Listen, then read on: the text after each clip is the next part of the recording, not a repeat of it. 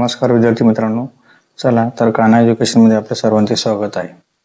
तर थंबनेल बघून तुमच्या लक्षात आलं असेल, आज आपण EEM या सब्जेक्टचा वन शॉट रिव्हिजन घेणार आहोत, जे की एक्झामसाठी तुम्हाला खूप महत्त्वाचं असेल. ओके, तर चला आज आपण वेळ न घालवता लगेच सुरुवात करूया. बघा, त्याच्यामध्ये सगळ्यात पहिला आपण एक इनिशियल पासून किंवा स्टार्टिंग पासून आपण डिस्कस करू. त्याच्यामध्ये युनिट वगैरे कोणते होते काय होते आपण ते ऑलरेडी डिस्कस केलेलं आहे. बघा, त्याच्यामध्ये आपल्याला इव्हन 5 युनिट आहेत. ते 5 युनिट डिस्कस करायचे की fundamentals of measurements of power and energy. Third chapter आपला डिजिटल मेजरिंग इन्स्ट्रुमेंट्स. फोर्थ असेल ट्रान्सड्युसर अँड प्रेशर मेजरमेंट्स आणि फिफ्थ असेल flow level temperature measurements. Okay, flow level and temperature. Clear. तर चला आपण सुरुवात करूया. बघा, आता तुम्हाला एक्झामसाठी आपल्याला खूप महत्त्वाची चर्चा करायची आहे. एक्झामसाठी अभ्यासाची स्ट्रॅटेजी तुमची कशी असायला पाहिजे. सुरुवातीला मी तुम्हाला ओव्हरव्ह्यू सांगतो. बघा, मी तुम्हाला सुरुवातीला एक फॉर्मॅट दिला की अशा पद्धतीने तुम्ही अभ्यास केला तुम्हाला खूप इझी जाईल. त्याच्यामध्ये बघा मी काय केलं, सगळ्याला PYQ जे असेल, बरोबर आहे, आपली MHBTची PYQ जे असेल ते सुरुवातीला सगळ्यांनी प्रिपेअर करा.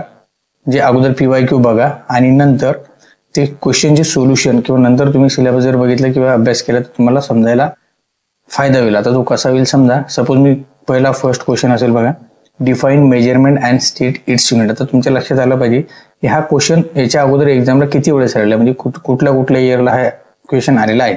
हा जर तुम्ही अगोदर ऐकला असेल आणि ज्यावेळेस तुम्ही त्याचा अभ्यास करता त्यावेळेस तुम्हाला त्याचं महत्त्व समजेल.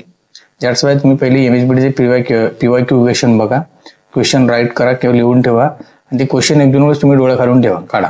म्हणजे काय होईल की ते क्वेश्चन तुमच्या ओळखीचे असेल त्यावेळेस अभ्यास करताना तुम्हाला त्याचं महत्त्व कळेल. ओके, किंवा तोच क्वेश्चन बघा, set the significance of terms measurement, म्हणजे वेगळ्या पद्धतीने विचारला गेला. ओके, तर मी मुद्दाम तुम्हाला समोर अगोदर आपलं फर्स्ट युनिटचे तुम्हाला क्वेश्चन दिले बघा, 2 मार्क्सचे. बघा, state the advantage of digital measuring instrument असेल, state the meaning of integrated instrument and give one application it explain. हे प्रत्येक क्वेश्चन मी तुम्हाला 1 बाय 1 एक्सप्लेन करून सांगतोय. ओके, पण जस्ट अभ्यासाची स्ट्रॅटेजी अशी ठेवा जेणेकरून तुम्हाला काही गोष्टी फायद्याची असेल. तर चला एक क्वेश्चन आपण डिस्कस करूया. ओके, त्याच्या अगोदर काही थेरी कन्सेप्ट असेल तर आपण ते डिस्कस करू. याच्यामध्ये बघा तुम्हाला काही 4 मार्क्सचे पण क्वेश्चन आहेत ते तुम्ही बघू शकता. ओके, बघा, सगळ्यात पहिलं आपलं फर्स्ट युनिट जे असेल त्याची आपण सुरुवात केली होती डिफाईन्ड मेजरमेंट. ओके, जो आता क्वेश्चन आपण बघितला की definition of measurement and state its unit. बघा, मेजरमेंटची डेफिनेशन काय सांगते, the process which convert physical quantity to meaningful number that is called as measurement. Okay, आता त्याचे युनिट जे असेल ते कोणकोणते आहेत बघा, तुम्ही आपण बघितलं असेल, टाइम आहे, बरोबर आहे, मास आहे, लेंथ आहे, इलेक्ट्रिक करंट आहे, टेम्परेचर आहे आणि ल्युमिनेसिटी आहे. हे जे प्रत्येक क्वांटिटी असेल कशामध्ये मोजतो आपण युनिट. बघा, टाइम सेकंदमध्ये मोजतो, mass kilogram, length metre, electric current आपण अँपियरमध्ये मोजतो, टेम्परेचर केव्हलमध्ये आणि ल्युमिनेसिटी कशामध्ये मोजतो आपण कॅन्डल. आता हे त्याचे सिम्बॉल असेल तुम्ही त्याला बघू शकता. ओके, अशा प्रकारे हे डेफिनेशन असेल आणि हे त्याची काय असेल युनिट असेल विथ क्वांटिटी. क्लिअर आहे. बघा, आता हा तो क्वेश्चन आहे की जो मी तुम्हाला आता बोलत होतो, define measurement and state its unit. आता ही जी असेल आपण सुरुवातीला काय केलं, अशा पद्धतीने आपण डेफिनेशन लिहिणार. जे आता बघितलं आपण, द प्रोसेस विच इज एक ऑर मध्ये तुम्हाला अजून एक डेफिनेशन दिली, the process which is convert physical parameter. बघा, physical parameter into meaningful number. एक तर ही डेफिनेशन वापरा किंवा तुम्ही ही वापरू शकता, the process of comparing of unknown quantity with known standard quantity it is called as measurement. Clear आहे. हां, आणि हे त्याची युनिट आहे आता जे आपण डिस्कस केली. लेंथ कशामध्ये मोजतो आपण मीटरमध्ये, मास कशामध्ये मोजतो किलोग्राममध्ये, टाइम कशामध्ये मोजतो आपण सेकंदमध्ये आणि इलेक्ट्रिक करंट कशामध्ये मोजतो आपण अँपियरमध्ये. अशा प्रकारे हा क्वेश्चन जो असेल त्याचा आन्सर आपण राईट डाऊन केलं. 2 मार्कचा क्वेश्चन. तुम्ही प्रत्येक क्वेश्चन तुम्हाला एकदम सिस्टमॅटिक असेल तुम्हाला डिस्कस करून सांगतो, जेणेकरून तुम्हाला क्वेश्चन आणि क्वेश्चनचं आन्सर कसं लिहायचं हे समजेल. आणि इथून पुढची युनिट असेल किंवा तुम्ही 2रा, 3रा, 4था, 5वा किंवा याच्यानंतर कुठलाही सब्जेक्ट असेल ते ही स्ट्रॅटेजी वापरा. क्लिअर आहे. चला नेक्स्ट बघू. हां, आता काही थेरी कन्सेप्ट असेल ते आपण समजून घेऊ. बघा, त्याच्यामध्ये सगळ्यात पहिले स्टार्टिंगला तुम्हाला स्टॅटिक कॅरेक्टरिस्टिक्स आणि डायनॅमिक कॅरेक्टरिस्टिक्स डिस्कस करायचे, बरोबर आहे. आता हे जे मेजरमेंट मधील कॅरेक्टरिस्टिक्स ऑफ मेजरमेंट आपण काय म्हणतो त्याला, कॅरेक्टरिस्टिक्स ऑफ मेजरमेंट. ओके, आता हे मेजरमेंट मधले जे कॅरेक्टरिस्टिक्स असेल त्या कॅरेक्टरिस्टिक्स आपण काय शिकतो किंवा याच्यामध्ये काय होतं हे आपण ऑलरेडी डिटेलमध्ये डिस्कस केले, पण आपण त्याला परत रिवाइज करू. बघा, define the quantity to be measures are constant. सगळ्यात इम्पॉर्टंट शब्द म्हणजे त्या कॅरेक्टरिस्टिक्स जे असेल की त्याच्यामध्ये व्हेरी स्लोली चेंज असेल किंवा कॉन्स्टंट असेल with respect to time that is called as static characteristics, बरोबर आहे. किंवा त्याच्या उलट अशा कॅरेक्टरिस्टिक्स की जे कॉन्स्टंट नसेल किंवा त्याच्यामध्ये फास्ट चेंज असेल with respect to time that is called as dynamic. बघा मग काय, the fair the quantities to be measure are change, बरोबर आहे ना, with respect to time that is called as dynamic characteristics. Okay, आता त्याच्यामध्ये काही डेफिनेशन्स आहेत बघा. स्टॅटिकच्या कोणकोणते असेल, ॲक्युरसी आहे, प्रेसिजन आहे, सेन्सिटिव्हिटी आहे, रिझोल्युशन आहे, लिनिअरिटी आहे, रिपीटेबिलिटी, रिप्रोड्युसिबिलिटी आहे. त्याच्या काही क्वांटिटीज आहेत किंवा त्याचे काही स्टॅटिक कॅरेक्टरिस्टिक्समधले काही डेफिनेशन आहे ते आपण आता इथं बघूया बघा. फिडेलिटी असेल, डायनॅमिक एरर असेल आणि बँडविड्थ असेल, या कशामध्ये असेल, डायनॅमिक कॅरेक्टरिस्टिक्समध्ये. ओके, आता ऑलरेडी आपण डिस्कस केला पण तरी एकदा त्याला ओरिओमध्ये बघा. ॲक्युरसी म्हणजे काय, क्लोजनेस टू ट्रू व्हॅल्यू. बरोबर, म्हणजे काय, एखादी अशी व्हॅल्यू असेल की ती ट्रू व्हॅल्यूच्या एकदम नियर अबाउट असेल, त्याला आपण काय म्हणतो, high accuracy, that is called as accuracy. किंवा प्रेसिजन म्हणजे काय, रिपीटेबिलिटी ऑफ रीडिंग, म्हणजे एखादी व्हॅल्यू जी असेल की ती आपण ज्यावेळेस रिपीट काउंट करतो त्याच्यामध्ये किती क्लोजनेस असेल, that is called as precision. आता सेन्सिटिव्हिटी म्हणजे काय, change in output per unit input. Resolution म्हणजे काय, स्मॉलेस्ट डिटेक्टेबल इनपुट. आता हा डिफरन्स तुम्ही बघून घ्या, कारण हा डेफिनेशन आपण परत एकदा डिस्कस करणार आहोत, तुम्हाला क्वेश्चननुसार ते बघायचे आहे.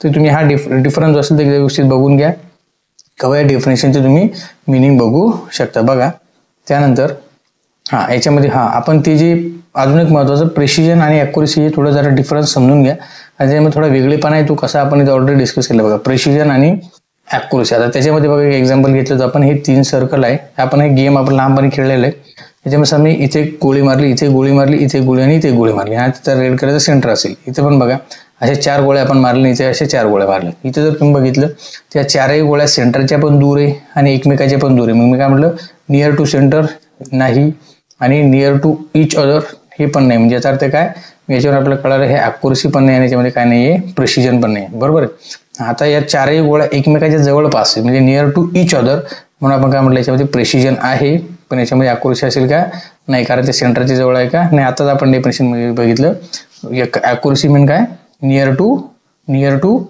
True value. ओके, आता याच्यात बघा अजून इथे जर तुम्ही बघितलं 4ही गोळ्या सेंटरच्या पण जवळ आणि एकमेकाच्या पण जवळ, म्हणजे near to centre and each other, that's why याच्यामध्ये ॲक्युरसी पण असेल आणि याच्यामध्ये प्रेसिजन पण असेल. क्लिअर आहे.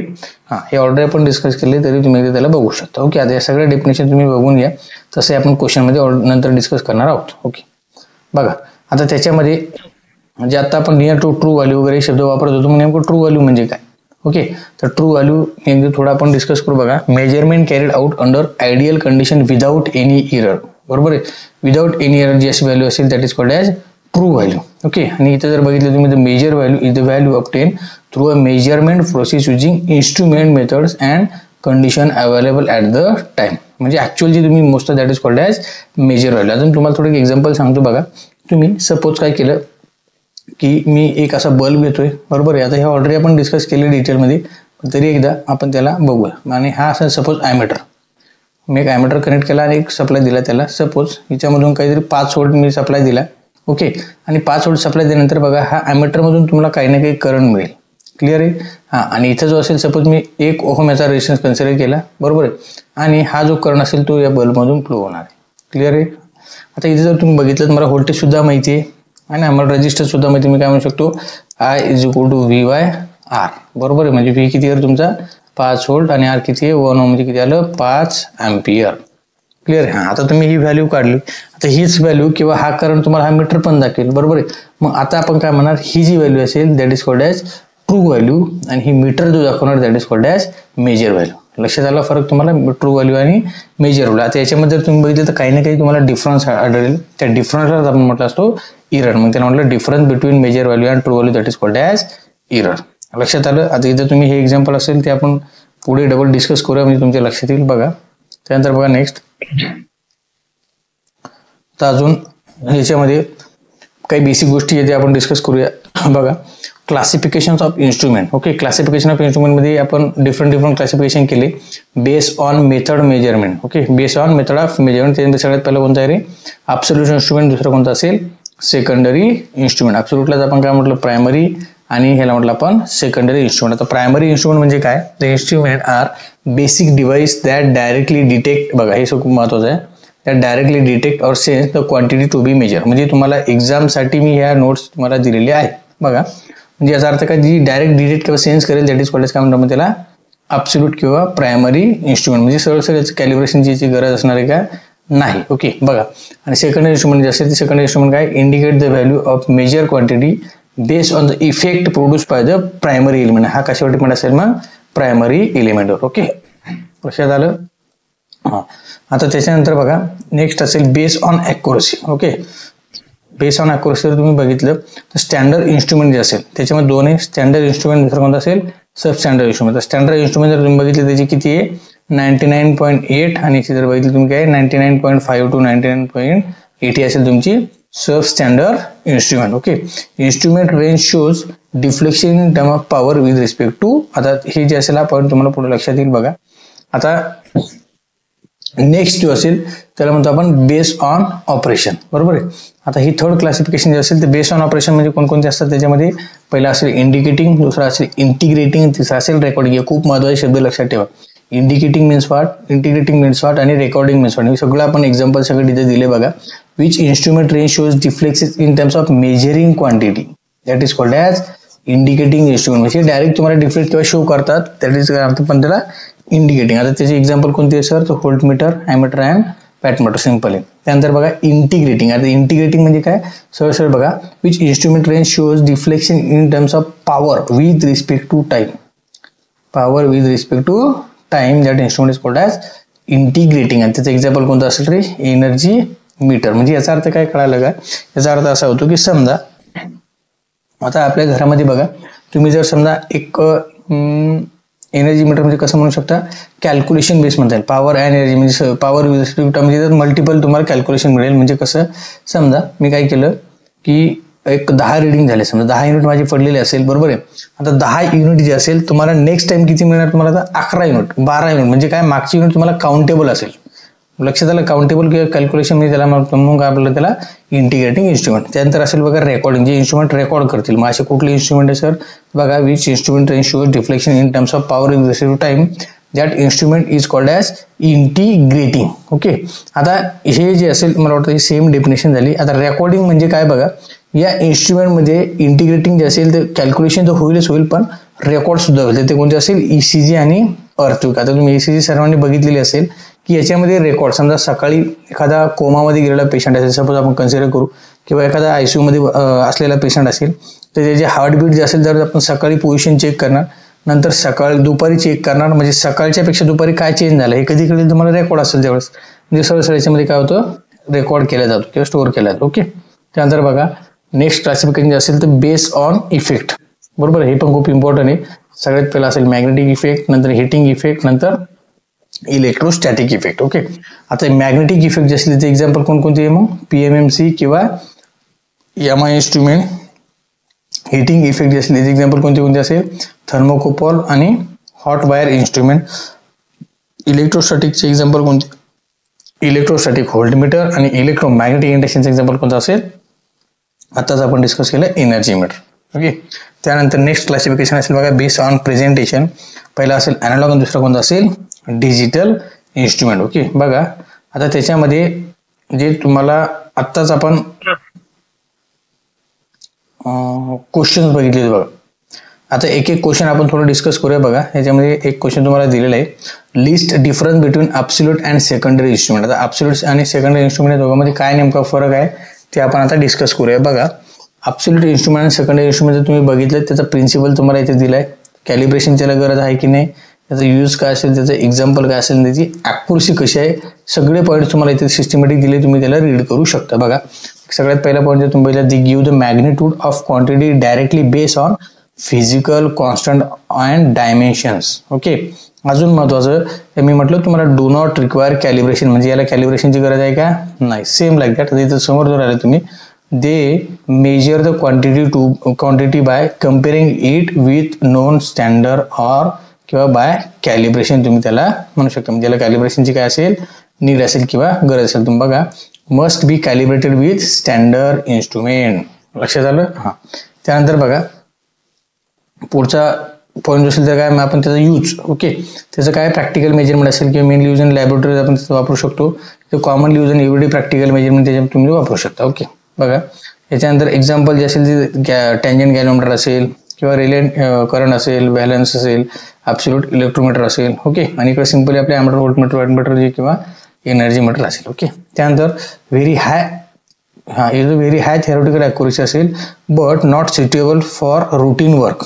आणि इथं काय good practical accuracy for general measurement. Okay, पण ॲक्युरेसी कोणाची जास्त असेल मग 100% याची ॲब्सोल्यूट इन्स्ट्रुमेंटची. ओके, त्यानंतर बघा नेक्स्ट पुढचा हा क्वेश्चन जो असेल तर तो डिफरन्स 2 किंवा 4 मार्कला तुम्हाला येऊ शकतो, लक्षात ठेवा. त्यानंतर बघा next state the meaning of secondary instrument. आताच आपण बघितलं होतं बघा प्रायमरी इन्स्ट्रुमेंट आणि सेकंडरी इन्स्ट्रुमेंट. आता सेकंडरी इन्स्ट्रुमेंट जे असेल त्याचं नेमकं मिनिंग काय होतं किंवा कोणकोणते असतात ते आपण आता डिस्कस करू. बघा सेकंडरी इन्स्ट्रुमेंट आताच आपण बघितलं measuring instrument that do not measure the quantity directly but by physical principle. म्हणजे डायरेक्टली मोजतात का, by physical principally alone, but indicate the value of the quantity based on the calibration आहे. म्हणलं आपण प्रायमरीला काय म्हटलं आपण कॅलिब्रेशनची गरज आहे का, हे पण सेकंडरीला कॅलिब्रेशनची गरज असेल. ओके, मग त्याच्या स्टँडर्ड इन्स्ट्रुमेंट सेकंडरी इन्स्ट्रुमेंट जे असेल त्याचे कोणकोणते एक्झाम्पल आहे आता आपण बघितलं, voltmeter, ammeter and wattmeter. Okay, किंवा एनर्जी मीटर जे असेल तर हे इन्स्ट्रुमेंट जे असेल इन शॉर्ट मध्ये आपण त्याला त्याचे थोडे तुम्हाला काही इमेज दिलेले आहेत, त्या इमेज वगैरे तुमच्या लक्षात येऊन जाईल. बघा आता मी तुम्हाला थोडे इमेज वगैरे दाखवतो. बघा आता हे असेल बघा इंडिकेटिंग इन्स्ट्रुमेंट, म्हणजे डायरेक्टली रीडिंग शो करतात. आपण म्हटलं कॅल्क्युलेशन करणारे म्हणजे इंटिग्रेटिंग आणि रेकॉर्ड करणं म्हणजे रेकॉर्डिंग. आता जर तुम्ही बघितलं हे तिन्ही इन्स्ट्रुमेंट जे असेल ते कशामध्ये येणार इंडिकेटिंग इन्स्ट्रुमेंटमध्ये. एनर्जी मीटर जे असेल ते कशामध्ये येणार, आपल्या घरामध्ये जे मीटर असतं त्याला म्हणतो आपण एनर्जी मीटर, ते इंटिग्रेटिंग मध्ये. आणि रेकॉर्डिंग बघा हे लेडीज बघा इथे ECG म्हटलं होतं ना तुम्हाला, ECG मशीन. ओके, ही डायग्राम बघून तुम्हाला लक्षात आलं असेल याच्यामध्ये जे हार्टबीट वगैरे चेक केले जातं. ओके, लक्षात आलं. ओके, चेस्ट इलेक्ट्रोड जे असेल ते त्याला म्हटलं आपण ECG आता आपण मशीन म्हटलेलो होतं. हे असेल तुमचं रेकॉर्डिंग इन्स्ट्रुमेंटचं एक्झाम्पल. ओके, चलो नेक्स्ट. त्यानंतर आता लास्टमध्ये आपण बघितलं होतं बघा क्लासिफिकेशन ऑफ इन्स्ट्रुमेंटमध्ये लास्टवाले जे क्लासिफिकेशन होतं अॅनालॉग अँड डिजिटल. आता हा अॅनालॉग अँड डिजिटल जो असेल तिथे तुम्हाला भरपूर पॉईंट दिलेले, तुम्ही ते बघू शकता. बघा एक एक पॉईंट तुम्ही बघितलं त्याच्यामध्ये तुम्हाला काय डिस्कस करायला भेटेल. बघा अॅनालॉग इन्स्ट्रुमेंट म्हणजे काय किंवा डिजिटल म्हणजे काय. ओके, आता जर बघितलं show output as a continuous signal, बरोबर आहे, आणि डिजिटल म्हणजे काय, shows output in a numerical form किंवा डिजिटच्या फॉर्ममध्ये आपण बघा, that is called as digital. Okay, इथे काय म्हणणार तुम्ही वर्क विथ कंटिन्यूस सिग्नल, इथे काय असेल वर्क विथ डिस्क्रीट किंवा त्यानंतर आपण डिजिटल सिग्नल. आता हे पॉईंट तुम्ही एक एक बघून घ्या, तुम्हाला काही गोष्टी इथून लक्षात येईल. तर इम्पॉर्टंट बघा इथे सेन्सिटिव्हिटी, मोर सेन्सिटिव्ह, इथे काय असेल मे बी किंवा may not detect very tiny changes unless within resolution. हे सगळे पॉईंट तुम्ही इथं बघून घेऊ शकता. क्लिअर आहे. त्यानंतर बघा नेक्स्ट किंवा त्याला इन शॉर्ट कसं म्हणू शकता, अॅनालॉग इन्स्ट्रुमेंट जे असेल त्याला पॉइंटर प्लस कंटिन्यूस स्केल असेल आणि डिजिटल काय असेल नंबर प्लस डिस्प्ले. ओके, हे तुम्ही त्याला शॉर्टमध्ये शब्द वापरू शकता. अजून त्यानंतर बघा आता तुम्हाला काही अजून एक क्वेश्चन दिला इथं, डिफाईन द टर्म्स. आता हा क्वेश्चन तुम्हाला 2 मार्क्सला पण विचारला जाऊ शकतो आणि 4 मार्क्सला. आता डिपेंड ऑन सिच्युएशन असेल. बघा त्यामध्ये सगळ्यात पहिलं जे असेल मी तुम्हाला म्हटलं ते आपण एक ॲक्सिस नंतर परत बघणारच आहोत, ॲक्युरसी. बरोबर आहे. आता ॲक्युरसी जे असेल याचा अर्थ काय ते तुम्ही जर डेफिनेशन बघितली तुमच्या लक्षात येईल, closeness of measure value to its true actual value, that is called as accuracy. लक्षात आलं. ओके, म्हणजे याचा अर्थ काय, तुम्ही जर एक्झाम्पलमध्ये जर बघायचं झालं तर काय बोलते, अ व्होल्ट मीटर शोईंग 230 व्होल्ट, बरोबर आहे, Wien the actual voltage is 230 volt. म्हणजे सरळ की तुमचा व्होल्ट मीटर जे असेल तर 230 दाखवत असेल आणि ॲक्च्युअल व्होल्टेज सुद्धा आपलं किती आहे 230 असेल, म्हणजे याचा अर्थ याची ॲक्युरसी किती असेल 100% आहे किंवा हायली ॲक्युरसी आहे. बरोबर आहे. म्हणजे काय ट्रू व्हॅल्यू आणि मेजर व्हॅल्यू जे असेल याच्यामध्ये 0 डिफरन्स आहे किंवा त्याला म्हटलं आपण 0 एरर असेल तर त्यामध्ये आपण हाय ॲक्युरसी. त्यानंतर प्रेसिजन, म्हणजे मला प्रेसिजन ॲक्युरसी अगोदर समजून सांगितलं होतं की नेमक्याचे डिफरन्स काय असतो. बघा precision is the degree of closeness or agreement among the repeated measurements. खूप इम्पॉर्टंट वर्ड आहे. रिपीटेड मेजरमेंट्स जे असेल त्याच्यामध्ये किती आपण इक्वलिटी किंवा सिमिलरिटी आहे किंवा सिमिलरिटी म्हणल्यापेक्षा किती त्याच्यामध्ये जवळीकता असेल याच्यावरून आपण ते ठरवू शकतो की that is called as precision. आता तुम्ही याच्यामध्ये बघा पण of the same quantity under the same condition, म्हणजे सेम सिच्युएशन असेल, सेम कंडिशन असेल, सेम इन्स्ट्रुमेंट सगळं तेच असेल, फक्त व्हॅल्यू रिपीट घेतल्यानंतर त्याच्यामध्ये किती क्लोजनेस असेल आपण जर म्हटलं degree of closeness that is called as precision. लक्षात आलं. म्हणजे तुम्ही असं म्हणू शकता, समजा मी एखादी स्केल घेतली, बरोबर 1 2 3 4 आणि 5 अशा 5 लाईन आहे आणि मी दुसरी एक स्केल घेतली 1 2 3 4 आणि 5. आता ह्या 5 लाईन बघा, तुम्हाला इथे जर काही गोष्टी लक्षात आल्या असेल की याचा डिफरन्स आणि याचा डिफरन्स याच्यामध्ये क्लोजनेस जास्त आहे ॲज कम्पेअर टू दिस, म्हणजे याची प्रेसिजन जास्त असेल ॲज कम्पेअर टू दिस. लक्षात आलं. ओके, बघा त्यानंतर तुम्हाला रिप्रोड्युसिबिलिटी आहे, त्यांचा सेन्सिटिव्हिटी आहे. आता या डेफिनेशन तुम्ही सगळं रीड करू शकता. ओके, तुम्हाला असं लक्षात येईल वाचल्यानंतर सुद्धा, जेणेकरून तुम्हाला एक्झामला काम येईल. ओके, त्यानंतर बघा सेन्सिटिव्हिटी जी असेल, आता सेन्सिटिव्हिटी तुम्ही जर एक्झाम्पल बघा झालं बघा काय सेन्सिटिव्हिटी काय सांगते, म्हणजे the ability of instrument to detect small changes, म्हणजे खूप छोट्यातला छोटा चेंजेस जर ती डिटेक्ट करू शकत असेल that is called as highly sensitive, बरोबर आहे. किंवा त्याचा डेफिनेशन म्हणजे रेशोमध्ये जर बघायचं झालं तुम्ही काय म्हणू शकता, इन्स्ट्रुमेंट आउटपुट टू इनपुट, म्हणजे जे चेंज जो असेल तो बघा change in instrument output to change in instrument input quantity that is called as sensitivity, म्हणजे आउटपुट अपॉन इनपुट. ओके, त्यानंतर याचं एक्झाम्पल जर तुम्हाला बघायचं तर बघा thermometer that show the change for the 0.1 degree celsius temperature variation is more sensitive that one that shows the change only after 1 degree variation, म्हणजे याला म्हणतो आपण हायली सेन्सिटिव्ह, म्हणजे 0.1 सुद्धा तो डिटेक्ट किंवा सेन्स करू शकतो. लक्षात आलं. त्यानंतर ड्रिफ्ट डेड झोन या डेफिनेशन तुम्ही बघा वाचल्यानंतर तुम्हाला सहज किंवा ऑलरेडी आपण डिटेलमध्ये डिस्कस केलेली आहे बघा. त्यानंतर नेक्स्ट क्वेश्चन असेल बघा, state and explain different types of torque in measuring instrument. Okay, name the different torque and their function in measuring instrument. आता याच्यामध्ये बघा सगळ्यात पहिलं तुम्हाला दिलं त्याने बघा डिफ्लेक्टिंग टॉर्क. काय दिला, डिफ्लेक्टिंग टॉर्क. याच्यात थोडं महत्वाचं आहे की ऑलरेडी आपण डिस्कस केलं, पण मी तुम्हाला तरी ओव्हरऑल आपण बघू बघा. ऍक्च्युअलमध्ये आपण टॉर्क जे असेल ना ते तयार करण्यासाठी किंवा टॉर्क जे असेल आपल्याकडे 3 टाईपचे आहेत. कोणते कोणते, डिफ्लेक्टिंग टॉर्क, बरोबर आहे. आता हे तुम्हाला सगळं पुढे दिलेलं आहे बघा. त्याला म्हटलं आपण TD, त्यानंतर डॅम्पिंग असेल, ओके TD, आणि त्यानंतर असेल कंट्रोलिंग टॉर्क TC. ओके, आता हा डिफ्लेक्टिंग असेल, याला स्मॉल डी म्हणजे डिफ्लेक्टिंग, कॅपिटल डी म्हणजे डॅम्पिंग आणि C म्हणजे कंट्रोलिंग. हे 3 टॉर्क आपण डिस्कस करताना हे डिटेलमध्ये आपण ऑलरेडी डिस्कस केले.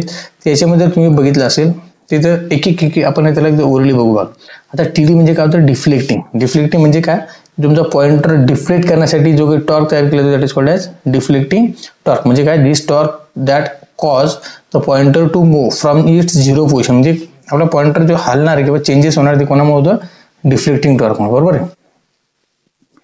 It is produce due to action of the measure current or voltage on the moving system. बरोबर आहे. आता हा कसा प्रोड्यूस केला जातो बघा, मी आता कसं म्हणू शकतो, in PMMC or moving iron instrument its produce by the current flowing through the coil in magnetic field. म्हणजे सरळ मी काय म्हणू शकतो की मला याला कसं तयार करता येईल. तर माझ्या याच्याकडे याचं 3 वेज किंवा 3 मेथड. म्हणजे मी काय करू शकतो बघा, 2 परमनंट मॅग्नेट घ्यायचे आणि 1 कॉइल घ्यायची, बरोबर आहे. याच्यापासून मी एक डिफ्लेक्टिंग टॉर्क तयार करू शकतो, किंवा 2 कॉइल असेल, बरोबर आहे, याच्यापासून मी तयार करू शकतो, किंवा एक मुव्हिंग आयर्न असेल त्याच्यापासून मी एक टॉर्क तयार करू शकतो दॅट इज कॉल्ड ॲज, त्याला म्हटलं आपण 3ही टॉर्क. त्याचे वेगवेगळे एक्झाम्पल असेल, म्हणजे कुठल्या तरी एकाच एक्झाम्पल PMMC असेल, EMI असेल, किंवा अजून काय ते आपण आता बघू. ओके बघा, तर आता हे जे तयार केले त्याला हे 3 जे असेल ते कोणते असेल रे, डिफ्लेक्टिंग टॉर्क. कोणते असेल, डिफ्लेक्टिंग टॉर्क. बघा आता याचा पर्पज काय, to cause deflection proportional to the magnitude of the quantity being measure. लक्षात आलं.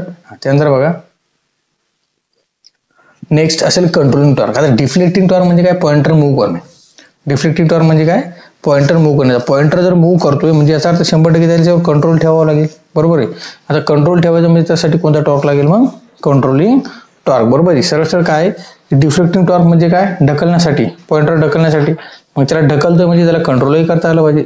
म्हणजे इनडायरेक्टली काय की हा जो असेल तो कसा असेल, मग अपोजिट टू डिफ्लेक्टिंग. म्हणजे काय म्हणतो, this torque oppose the deflecting torque that is called as controlling torque. Okay बघा, it brings the moving system to rest at point where the deflecting torque. म्हणजे सरळ काय, डिफ्लेक्टिंग टॉर्क म्हणजे तुम्ही त्याला धक्का दिला त्याला जागेवर थांबवणे किंवा कंट्रोल करण्याचं काम कोण करणार, कंट्रोलिंग टॉर्क. मग मला एक सांगा, जेवढं आपण ढकलण्यासाठी ताकद लावतो तेवढे तुम्ही त्याला कंट्रोल करायसाठी लागेल. म्हणजे मी असं म्हणू शकतो ना, TD is equal to TC. जर असं असेल त्याला म्हटलं आपण steady state condition. Rest condition तुम्ही कधी म्हणणार त्याला, किंवा स्टेडी स्टेट कधी म्हणणार, जेवढा ढकलण्यासाठी ताकद लावली तेवढीच तुम्हाला तो कंट्रोल करायसाठी लावलं. म्हणजे मी काय म्हटलं, मग TD is equal to TC. आता हा कंट्रोलिंग टॉर्क तयार करण्यासाठी आपल्याकडे 2 पद्धती, एक असेल स्प्रिंग कंट्रोल, दुसरं कोणतं असेल ग्रॅव्हिटी कंट्रोल. मी तुम्हाला स्प्रिंग मध्ये पण सांगितलं होतं, ते मागचे लेक्चर तुम्ही डिटेलमध्ये बघू शकता. बघा, एक असेल हेलिकल आणि दुसरी कोणती असते रे, स्पेरिकल. हेलिकल म्हणजे आपल्या मोटरसायकलचा जे शॉकअप असतो तुम्हाला तशीच येईल, आणि स्पेरिकल म्हणजे काय, आपण मच्छर मारण्यासाठी अशी कॉईल वापरत असतो ती कशी दिसते आपली, स्पेरिकल, बरोबर ना. हा म्हणजे स्पायरल टाईप समजा असेल. मग ती असेल स्प्रिंग कंट्रोल, आणि खालची कोणती असेल रे, ग्रॅव्हिटी कंट्रोल, बरोबर आहे. हा, याच्यात आपण हे डिस्कस केलं होतं बघा की ग्रॅव्हिटी कंट्रोल किंवा स्प्रिंग कंट्रोलमध्ये फायदे, ॲडव्हान्टेज किंवा डिसएडव्हान्टेज कोणते असतात. आता स्प्रिंग कंट्रोल जर तुम्ही बघितलं असेल तर त्याच्यामध्ये एजिंग इफेक्ट येत असतो बघा. म्हणजे वयानुसार किंवा जास्त वेळेनुसार त्याचं स्प्रिंग जे असेल त्याचा स्ट्रेंथच कमी होत जात असतो, बरोबर आहे. आणि ग्रॅव्हिटी कंट्रोलचा तोटा फायदा काय, ग्रॅव्हिटी कंट्रोल आपण फक्त ना फक्त कशी वापरू शकतो, vertical, not in horizontal position. Okay, आता या गोष्टी आपण ऑलरेडी डिटेलमध्ये डिस्कस केलेल्या आहे. त्यानंतर बघा याचा पर्पज काय असेल, to provide a restoring force so that steady deflection occurs. Sir काय, ढकललेला कंट्रोल करणे, खेचणे किंवा खेचणे. लक्षात आलं. त्यानंतर बघा पुढं नेक्स्ट लास्ट वाला जो असेल आपला damping torque, T damp. Okay, याला तुम्ही टी डी असं बऱ्याच ठिकाणी शो केलेले आहेत. बघा ते डेफिनेशन काय, this torque is act only the moving system is in motion. आता डॅम्पिंग टॉर्क कशासाठी वापरतो आपण बघा, तुम्ही जर थोडं इमॅजिनेशन केलं ना, समजा आपण एक असं छोटं व्हायब्रेशन म्हणू शकतो. बघा असं छोटं व्हायब्रेशन होऊ शकतं. आता हे व्हायब्रेशन कशामुळे होणार, बरोबर आहे. आता तुमचा जो पॉइंटर असेल त्यावेळेस तुम्ही त्याला डिफ्लेक्ट केले त्यावेळेस त्याच्यामध्ये थोडं व्हॅरिएशन येऊ शकतं. असं व्हॅरिएशन, बरोबर आहे. त्याला म्हणतो आपण ऑसिलेशन. तेव्हा ऑसिलेशन असं जे व्हॅरिएशन असेल त्याला आपण स्टेबल करण्यासाठी जे वापरतो त्याला म्हणतो आपण ऑसिलेशन कंट्रोल करणे किंवा इलिमिट करणे, that is called as damping torque, बरोबर आहे. मग this torque act only when moving system is in motion. Motion म्हणजे कळालं ना. हां, it quick bring the pointer to rest without oscillation or overshoot. म्हणजे सर विदाउट ऑसिलेशन सर याला आपण इलिमिनेट करण्याचं काम करतो, त्यालाच म्हणलं आपण डॅम्पिंग टॉर्क. मी एक्झाम्पल सांगतो. समजा तुम्ही बघा एखादी काठी घ्या आणि मोकळ्या हवेमध्ये फिरवा, तुम्हाला सहज ती अशी फिरवता येईल, बरोबर आहे. पण तीच काठी जर तुम्ही घेतली आणि पाण्यात फिरवा बघा, म्हणजे ही काठी जी असेल ती अशी इकडे तिकडे मूव्ह करा, तीच काठी पाण्यात फिरवा, तुम्हाला फिरवता येणार नाही, बरोबर आहे. म्हणजे सरळ काय त्याला म्हणतो आपण ते ऑसिलेशन. ते ऑसिलेशन काय, मग त्याच्यानुसार काही मेथड पडल्या ते आपण बघा. एक मेथड आहे एअर फ्रिक्शन, म्हणजे सरळ नॉर्मल हवामध्ये जर तुम्ही बघितलं तर नॉर्मल हवामध्ये तुम्ही सहजरित्या काही तुम्ही ऑसिलेशन किंवा रॅन्डम काठी फिरून बघू शकता. तीच तुम्ही प्रेशराइज हवेमध्ये फिरू शकत नाही. सेम लाईक दॅट तुमचा पॉइंटर जो असेल नॉर्मल हवेमध्ये ऑसिलेट करू शकतो, पण प्रेशराइज हवेमध्ये करू शकतो का, नाही. हे तुम्ही थिअरी वाचून घ्या, तुम्हाला लक्षात येऊन जाईल. म्हणजे मिनिंग सांगतो फक्त. आणि फ्लुइड फ्रिक्शनचं पण सेम तसंच आहे की समजा फ्लुइड फ्रिक्शन म्हणजे पाणी, तर नॉर्मल जे असेल तुम्ही काठी फिरू शकता, तसं पाण्यात फिरू शकता का, नाही. मग तसं फ्लुइड फ्रिक्शन मध्ये बघा तुम्ही जर बघितलं तर moving system is particular deep in oil, म्हणजे ऑइलमध्ये तुमचं पॉइंटर जो असेल तो ऑसिलेशन करणार आहे का, नाही. आणि एडी करंट डॅम्पिंग जो की आपल्यासाठी खूप महत्वाचं आहे, तर एडी करंट डॅम्पिंग जो असेल, eddy current induce in conductor moving in a magnetic field oppose the motion. हा सुद्धा काय करतो, oppose the motion, that is called as eddy current damping. Okay, आणि जनरली पुढे वापरल्या जातं PMMC मध्ये ही मेथड वापरलेली आहे. आता पर्पज काय, टू स्टॉप द पॉइंटर, म्हणजे सरळ ते ऑसिलेशन आपल्याला काय करायचे, थांबवायचे. लक्षात आलं असेल. तर हा क्वेश्चन तुम्हाला विचारायचा होतो 4 मार्कला जवळपास. आता इथे जर बघितलं तुम्ही तर सगळी जी ओव्हरऑल समरीमध्ये जी घेतली, नेमकं डिफ्लेक्टिंग टॉर्क म्हणजे काय, कंट्रोलिंग टॉर्क म्हणजे काय, आणि डॅम्पिंग टॉर्क, तुम्ही हा चार्ट बघून घ्या. शॉर्टमध्ये त्याचं फंक्शन आणि तुम्हाला कसा तयार केला तो ते दिलेलं आहे. ओके, ते तुम्ही शॉर्टमध्ये त्याला बघू शकता. अजून डिफ्लेक्टिंग टॉर्कला मी शॉर्टमध्ये काय केलं, मूव्ह द पॉइंटर, कंट्रोलिंग टॉर्कला oppose the balance and deflection, आणि लास्टला स्टॉप ऑसिलेशन. हे तुम्ही शॉर्टकटमध्ये किंवा ही नोट्स तुम्ही एकदा बघून घेऊ शकता. ओके, चला आता नेक्स्ट हा क्वेश्चन जो असेल तो कसा विचारला जाऊ शकतो. हा क्वेश्चन आपण ऑलरेडी म्हणजे हा पॉईंट ऑलरेडी बघितला आपण की इफेक्ट क्लासिफिकेशन मध्ये. ओके, तर कोणकोणते होते, मॅग्नेटिक इफेक्ट होता, हिटिंग इफेक्ट होता आणि इलेक्ट्रोमॅग्नेटिक इंडक्शन इफेक्ट होता. ही हिटिंग इफेक्ट किंवा मॅग्नेटिक इफेक्ट जे असेल त्याच्यावर जर क्वेश्चन आला, list out any 4 effects of electric current use in measuring instrument and write name of the meter working on it. आता हा जवळपास तुम्हाला 4 मार्क्सचा क्वेश्चन असू शकतो. मग त्याच्यामध्ये बघा तुम्ही इफेक्ट जर बघितलं सगळ्यात पहिलं काय, Wien current flowing through a conductor it produce a magnetic field, त्याला म्हणतो आपण मॅग्नेटिक इफेक्ट. म्हणजे सरळ आपण जे इलेक्ट्रोमॅग्नेट बनवतो त्यालाच म्हटलं आपण मॅग्नेटिक इफेक्ट. ओके, आता मग त्याचं एक्झाम्पल कोणतं आहे सर, तर PMMC आणि मुव्हिंग आयर्न इन्स्ट्रुमेंट. ओके, त्यानंतर बघा ॲमीटर व्होल्टमीटर म्हणून तुम्ही त्याचं एक्झाम्पल म्हणू शकता.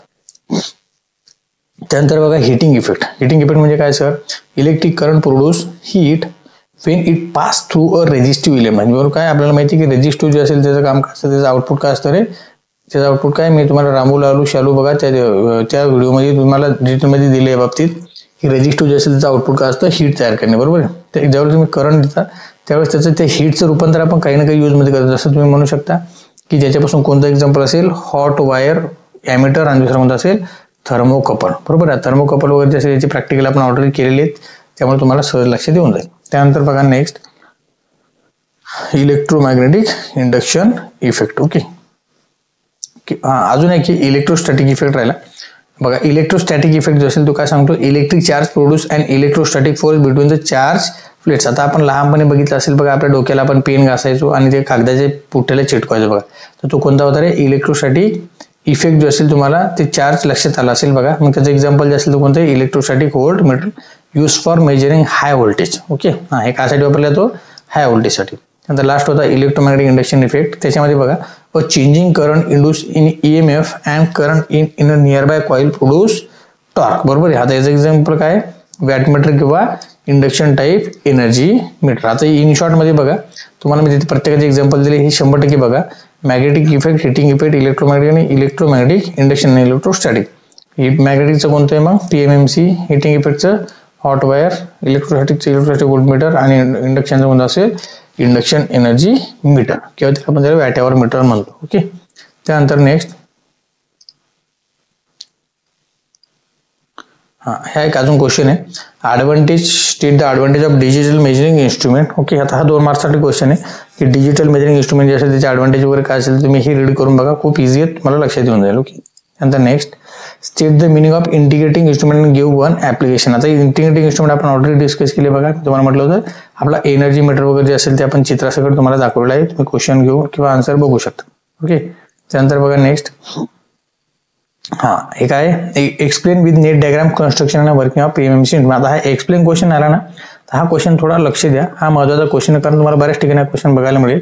बघा एखादा एक्सप्लेन जर आला तुम्हाला एखादं इन्स्ट्रुमेंट असेल वगैरे, तर त्यामध्ये सगळ्यात इम्पॉर्टंट बघा काय काय असेल. तुम्हाला सगळ्यात पहिलं ते इन्स्ट्रुमेंटचं तुम्हाला डायग्राम आली पाहिजे. बरोबर आहे ना, इन्स्ट्रुमेंटची काय आली पाहिजे डायग्राम. त्याच्यानंतर त्याचं कन्स्ट्रक्शन तुम्हाला लिहिणं गरजेचं आहे. त्याच्यानंतर थर्ड त्याची वर्किंग तुम्हाला लिहिणं गरजेचं आहे. बरोबर आहे. मी हे जे पॉईंट सांगतो ते एक एक पॉईंट खूप महत्वाचे लक्षात ठेवा.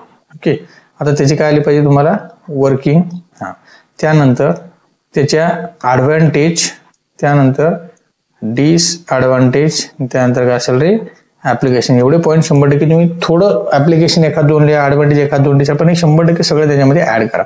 बघा आता मी याच्यामध्ये काय केलं, मुद्दामून तुम्हाला हा क्वेश्चन जो असेल तो कसं लिहायचा तुम्हाला सांगितलेलं. याच्यामध्ये बघा चलो ते मेन पार्ट्स कोणकोणते असतील तर बघा परमनंट मॅग्नेट, मुव्हिंग कॉईल आणि सॉफ्ट आयर्न सिलेंडर. बरोबर आहे. मग आता हे परमनंट मॅग्नेट वापरले, मुव्हिंग कॉईल वापरली आणि सॉफ्ट आयर्न सिलेंडर वापरले. अजून कोणकोणते मेन पार्ट त्याच्यामध्ये बघा हेअर स्प्रिंग असेल. बरोबर आहे. अजून पॉइंटर किंवा त्याला स्केल म्हणतो आपण आणि म्हणतो डॅम्पिंग. आता हे त्याच्यातले महत्वाचे काही पॉईंट्स आहेत.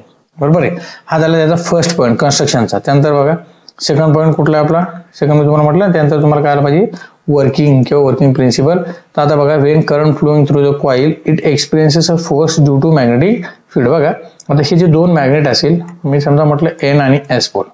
बरोबर आहे. आणि याच्यामध्ये तुम्ही बघितलं एखादी अशी कॉईल ठेवली आणि ही जर कॉईल करंट कॅरिंग असेल तर 100% याच्यामध्ये काय तयार होणार आहे कसा फोर्स. आणि इथं काय कनेक्ट केलं त्या कॉईलला पॉइंटर झालं. आता काय current carrying coil place in a magnetic field then force will be excited on that conductor. आणि अशा प्रकारे तुमचा पॉइंटर काय होईल मुव्हिंग. त्यालाच म्हणतो आपण PMMC इन्स्ट्रुमेंट. बरोबर आहे. मग त्याच्यामध्ये सुरुवातीला आपण काय करतो डिफ्लेक्टिंग टॉर्क तयार करतो. तर डिफ्लेक्टिंग टॉर्क जो असतो तो कसा तयार झाला किंवा कोणता होणार त्याला म्हणतो आपण NBAIA. ओके, किंवा तुम्ही त्याला असं लिहू शकता BIN आणि A ही शॉर्टकट मी तुम्हाला सांगितलेली बीना. काय म्हणतो आपण त्याला बीना. ओके, मग आता बीना म्हणजे N म्हणजे काय नंबर ऑफ टर्न्स, B म्हणजे काय मॅग्नेटिक फ्लक्स. आता इथे बघा ना तुम्ही नंबर ऑफ टर्न्स कॉईल असेल त्याचे किती नंबर ऑफ टर्न्स असेल हे तुम्हाला दिसेल. कॉईल असेल त्याचे किती नंबर ऑफ टर्न्स असतील. बरोबर आहे. मधली कॉईल म्हणतो मी स्प्रिंग नाही. ओके, त्यानंतर बघा B मॅग्नेटिक फ्लक्स डेन्सिटी म्हणजे याच्या आसपास किंवा हे जे मॅग्नेटिक फ्लक्स त्याची किती एरिया असेल त्याला म्हणतो आपण मॅग्नेटिक फ्लक्स डेन्सिटी. त्यानंतर करंट इन द कॉईल. बरोबर आहे. हा या कॉईल मधून किती करंट फ्लो होतो ते असेल करंट इन द कॉईल आणि area of the coil that is called as A. बरोबर आहे. अशा प्रकारे हा जो बीन आहे तो पक्का लक्षात ठेवा. त्याच्यात तुम्ही नंबर ऑफ टर्न फिक्स आहे, B पण फिक्स आहे आणि अजून काय फिक्स आहे A पण फिक्स आहे. बरोबर. म्हणजे राहिलं काय आहे. मग तुम्ही म्हणू शकता TD इज, मी हे ऑलरेडी आपण डिटेलमध्ये डिस्कस केलं आहे, TD is directly proportional to the I. बरोबर आहे. मग इथे जर तुम्ही बघितलं त्याच्यामध्ये कसं रिलेशन आहे लिनियरिटी. कसं रिलेशन आहे लिनियरिटी. म्हणजे याला म्हणून याला म्हटलं आपण याच्यामध्ये स्केल पण कशी असेल मग युनिफॉर्म असेल की नॉन युनिफॉर्म असेल.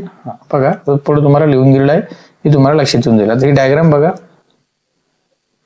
डायग्राम बघा. मी तुम्हाला आता म्हटलं ना की स्केल कशी असेल याच्यामध्ये युनिफॉर्म का नॉन युनिफॉर्म. तर याच्यामध्ये तुम्ही बघितलं तर कशी असेल मग युनिफॉर्म स्केल. काय युनिफॉर्म आहे कारण TD is directly proportional to the I म्हणजे याच्यामध्ये लिनियर रिलेशन असेल. ओके, बघा आता या तुम्हाला डिफरंट मी तुम्हाला डायग्राम दिला. ही एक डायग्राम असेल, ही बघून घ्या, ही पण बघून घ्या आणि ही पण एक डायग्राम तुम्हाला दिली आहे. सुरुवातीला पण मी दिली. या सगळ्या डायग्राम तुम्ही बघितल्या सगळ्या सेमच आहे, काही फरक नाही. पण तुम्हाला मुद्दाम वेगवेगळ्या फॉर्म मध्ये मी दिले जेणेकरून तुम्हाला अजून समजायला सोपं जाईल. ओके, त्यानंतर बघा हे आता मी तुम्हाला म्हटलं की जे आपण वर्किंग शिकत होतो त्याच्यामध्ये तो झाला टीडी. त्यानंतर टीडी जर माहित असेल तुम्हाला दुसरा कोणता असतो आपला टीसी, बरोबर आहे. मग टीडी आणि टीसी जर दोघं इक्वल असेल आपण त्याला काय म्हटलं होतं, स्टेडी स्टेट कंडिशन, बरोबर आहे. आता त्यानंतर पॉइंटर तुमचा काय झाला डिफ्लेक्ट किंवा त्यानंतर आपण डिफ्लेक्शन. इथे बघा तुम्हाला दिले युनिफॉर्म स्केल, बरोबर का. त्याच्यामध्ये लिनिअरिटी रिलेशन आहे, जेवढा करंट वाढला तेवढा टॉर्क वाढतो, कमी झाला तेवढा टॉर्क कमी होतो. डायरेक्टली प्रोपोर्शनल रिलेशन असेल त्याला म्हणतो आपण लिनिअर रिलेशन. ओके. त्यानंतर ते बघा त्याचे काय असेल ऍप्लिकेशन जे असेल ते कोणकोणते, डीसी करंट असेल किंवा डीसी व्होल्टेज असेल ते मोजण्यासाठी त्याला आपण वापर करतो इंडायरेक्टली व्होल्टेज मीटर किंवा आयमीटर किंवा आपण अॅनालॉग मल्टीमीटर मध्ये त्याला म्हणू शकतो. त्यानंतर बघा ऍडव्हान्टेज, मी तुम्हाला म्हटलं पॉईंट ऍडव्हान्टेज आणि लिमिटेशन म्हणजे काय असेल डिसएडव्हान्टेज. एक एक पॉईंट जे असेल ते सगळे लक्षात ठेवा. क्लिअर आहे, कळालं. चलो नेक्स्ट. त्याच्यानंतर हा एक क्वेश्चन बघा त्याच्यामध्ये state difference error in analog measuring instrument किंवा स्टेट टाइप्स ऑफ एरर. आता क्वेश्चन 4 मार्कला पण असू शकतो, 2 मार्कला पण, ते डिपेंड विचारलं कसा त्याच्यावर लक्षात ठेवा. स्टेट टाइप्स ऑफ एरर म्हणजे एरर सांगा. ओके. एररचे टाइप सांगा. त्यामुळे सगळ्यात पहिला ग्रॉस एरर, सिस्टमॅटिक एरर आणि त्यानंतर पुढचा जो असेल तो असेल एक थर्ड एरर. आता तो कोणता आहे तर हे एक एक आपण डिटेलमध्ये डिस्कस करूया. बघा त्यामुळे सगळ्यात पहिला ग्रॉस एरर म्हणजे काय बघा, हे खूप इम्पॉर्टंट आहे. Cause by human mistakes like incorrect reading, recording और इन्स्ट्रुमेंट हँडलिंग. म्हणजे सरळ तुम्ही आपली जी चूक असेल ह्युमन मिस्टेक त्याला काय म्हणतो आपण ग्रॉस एरर, बरोबर. म्हणजे तुम्ही रीडिंग घेताना इनकरेक्ट घेतली असेल किंवा रेकॉर्ड करताना व्यवस्थित रेकॉर्ड नाही केली, मेंटेन नाही केली किंवा इन्स्ट्रुमेंट हँडलिंग तुम्ही व्यवस्थित केली. इनडायरेक्टली काय व्हर्टिकल इन्स्ट्रुमेंट असेल तर व्हर्टिकल वापरा, हॉरिझॉन्टल असेल हॉरिझॉन्टल वापरा, कनेक्शन प्रॉपर करा. म्हणजे अशा बऱ्याच काही गोष्टी ज्या की आपल्या मानवाकडून चूक होऊ शकतात. क्लिअर आहे. त्यानंतर असेल बघा हे बघा तुम्हाला एक्झाम्पल मी दिले miss reading of pointer position किंवा रॉंग रेकॉर्डिंग असेल किंवा कॅल्क्युलेशन मिस्टेक असेल. ओके. त्यानंतर असेल बघा सिस्टमॅटिक एरर. ते शब्दातून तुम्हाला लक्षात येईल सिस्टमॅटिक एरर. ओके. आता सिस्टमॅटिक एरर मला काय सांगतो ड्यू टू शॉर्ट आउटगोइंग, काय सांगतो due to shortcoming in the instrument or measurement system. म्हणजे याचा अर्थ काय त्याचे 3 टाइप्स आहे बघा. एक असेल इन्स्ट्रुमेंटल एरर, इन्व्हायरमेंटल एरर आणि दुसरं कोणतं असेल ऑब्झर्वेशनल एरर. आता इन्स्ट्रुमेंटल एरर म्हणजे काय की समजा एक एक्झाम्पल तुम्हाला दिलं बघा फ्रिक्शन. इन्स्ट्रुमेंट एरर म्हणजे तुम्ही काय म्हणू शकता फ्रिक्शन बघा. ओके. म्हणजे इनडायरेक्टली काय सरळ हा प्रॉब्लेम तुमचा इन्स्ट्रुमेंट मध्ये असू शकतो की कॅलिब्रेशन मध्ये प्रॉब्लेम आला असेल त्यानंतर पण इन्स्ट्रुमेंट एरर. इन्व्हायरमेंट एरर म्हणजे सरळ तुमच्या वातावरणामध्ये काही चेंज असेल, टेम्परेचर, ह्युमिडिटी, मॅग्नेटिक फील्ड हे जे चेंजेस एक्सटर्नल कंडिशन मध्ये त्याला म्हणतो आपण इन्व्हायरमेंटल एरर. आणि ऑब्झर्वेशन एरर म्हणजे याच्यामुळे होणारे एरर मीटरमध्ये तुमच्या सरळ. आणि ऑब्झर्वेशन एरर म्हणजे सरळ काय की पॅरलक्स एरर. हा पॅरलक्स एरर म्हणजे नेमकं काय मी तुम्हाला समजून सांगतो एक्झॅक्ट तो काय असतो. ओके. बघा आता इथे जर तुम्ही बघितलं ना हा एक माणूस आहे आणि हा एक व्यक्ती आहे. हे 2 व्यक्ती असेल, 2 पोझिशनला मी उभी केली आणि इथे तुमचा सेंटरला पॉइंटर असेल. काय होतं आता हा जो व्यक्ती असेल समजा मी नावं देतो, याला म्हटलं समजा आपण राम, याला म्हटलं आपण समजा श्याम. आता ज्यावेळेस राम त्या पॉइंटरकडे बघतो त्यावेळेस रामला पॉइंटर हा 0च्या राईट साईडला दिसेल आणि श्याम ज्यावेळेस बघतो त्यावेळेस पॉइंटर हा तुम्हाला 0च्या लेफ्ट साईडला दिसेल, बरोबर आहे. पण ऍक्च्युअली जर तुम्ही असं एकदम पॅरलल बघितलं सरळ तर तुम्हाला कुठे दिसेल तो 0वर दिसेल, बरोबर. लक्षात आलं. मग हा जो एरर असतो इकडचा तिकडे तिकडे इकडे त्याला समजा आपण पॅरलक्स एरर. लक्षात आलं. नंतर बघा next types of error measurement मधला कोणता राहिला होता हा रॅन्डम एरर. कोणता राहिला होता आपला रॅन्डम एरर. आता बघा तुम्हाला हे परत मी दिले विथ डेफिनेशन, याचे एक्झाम्पल हे तुम्ही परत त्याला बघू शकता. ओके. त्यानंतर लास्ट वाला कोणता होता आपला random error cause by the unpredictable variation in measurement conditions. म्हणजे सरळ याला आपण अंदाज बी लावू शकत नाही. अनएक्सपेक्टेड किंवा अनप्रेडिक्टेबल रॅन्डम एरर म्हणजे काही होऊ शकतं. समजा sudden changes in supply voltage, बरोबर, किंवा मेकॅनिकल व्हायब्रेशन. आता हे आकस्मिक येणाऱ्या गोष्टी त्यामुळे त्याला म्हणतो आपण random error. This error are small and vary in magnitude and direction. Example काय सडन फ्लक्च्युएशन असेल, पॉइंटर पोझिशन वगैरे, व्हायब्रेशन वगैरे एक्झाम्पल. ओके. सरळ मी तुम्हाला समरीमध्ये त्याच्यामध्ये परत दिलं शॉर्टमध्ये. ग्रॉस एरर म्हणजे काय सरळ ह्युमन मिस्टेक, सिस्टमॅटिक एरर म्हणजे इन्स्ट्रुमेंटल असेल, इन्व्हायरमेंट असेल किंवा ऑब्झर्वेशनल असेल, आणि रॅन्डम एरर म्हणजे काय अनप्रेडिक्टेबल एरर. ओके. चलो नेक्स्ट सिस्टमॅटिक एरर पण तुम्हाला परत मी डिटेलमध्ये विथ एक्झाम्पल दिला, तुम्ही त्याला व्यवस्थित बघू शकता. आणि हे जे असेल हे सिस्टमॅटिक एररचे एक्झाम्पल किंवा टाइप्स मी परत डिटेलमध्ये एक्सप्लेन केले, ते तुम्ही परत त्याला एकदा बघू शकता. ओके. चलो नेक्स्ट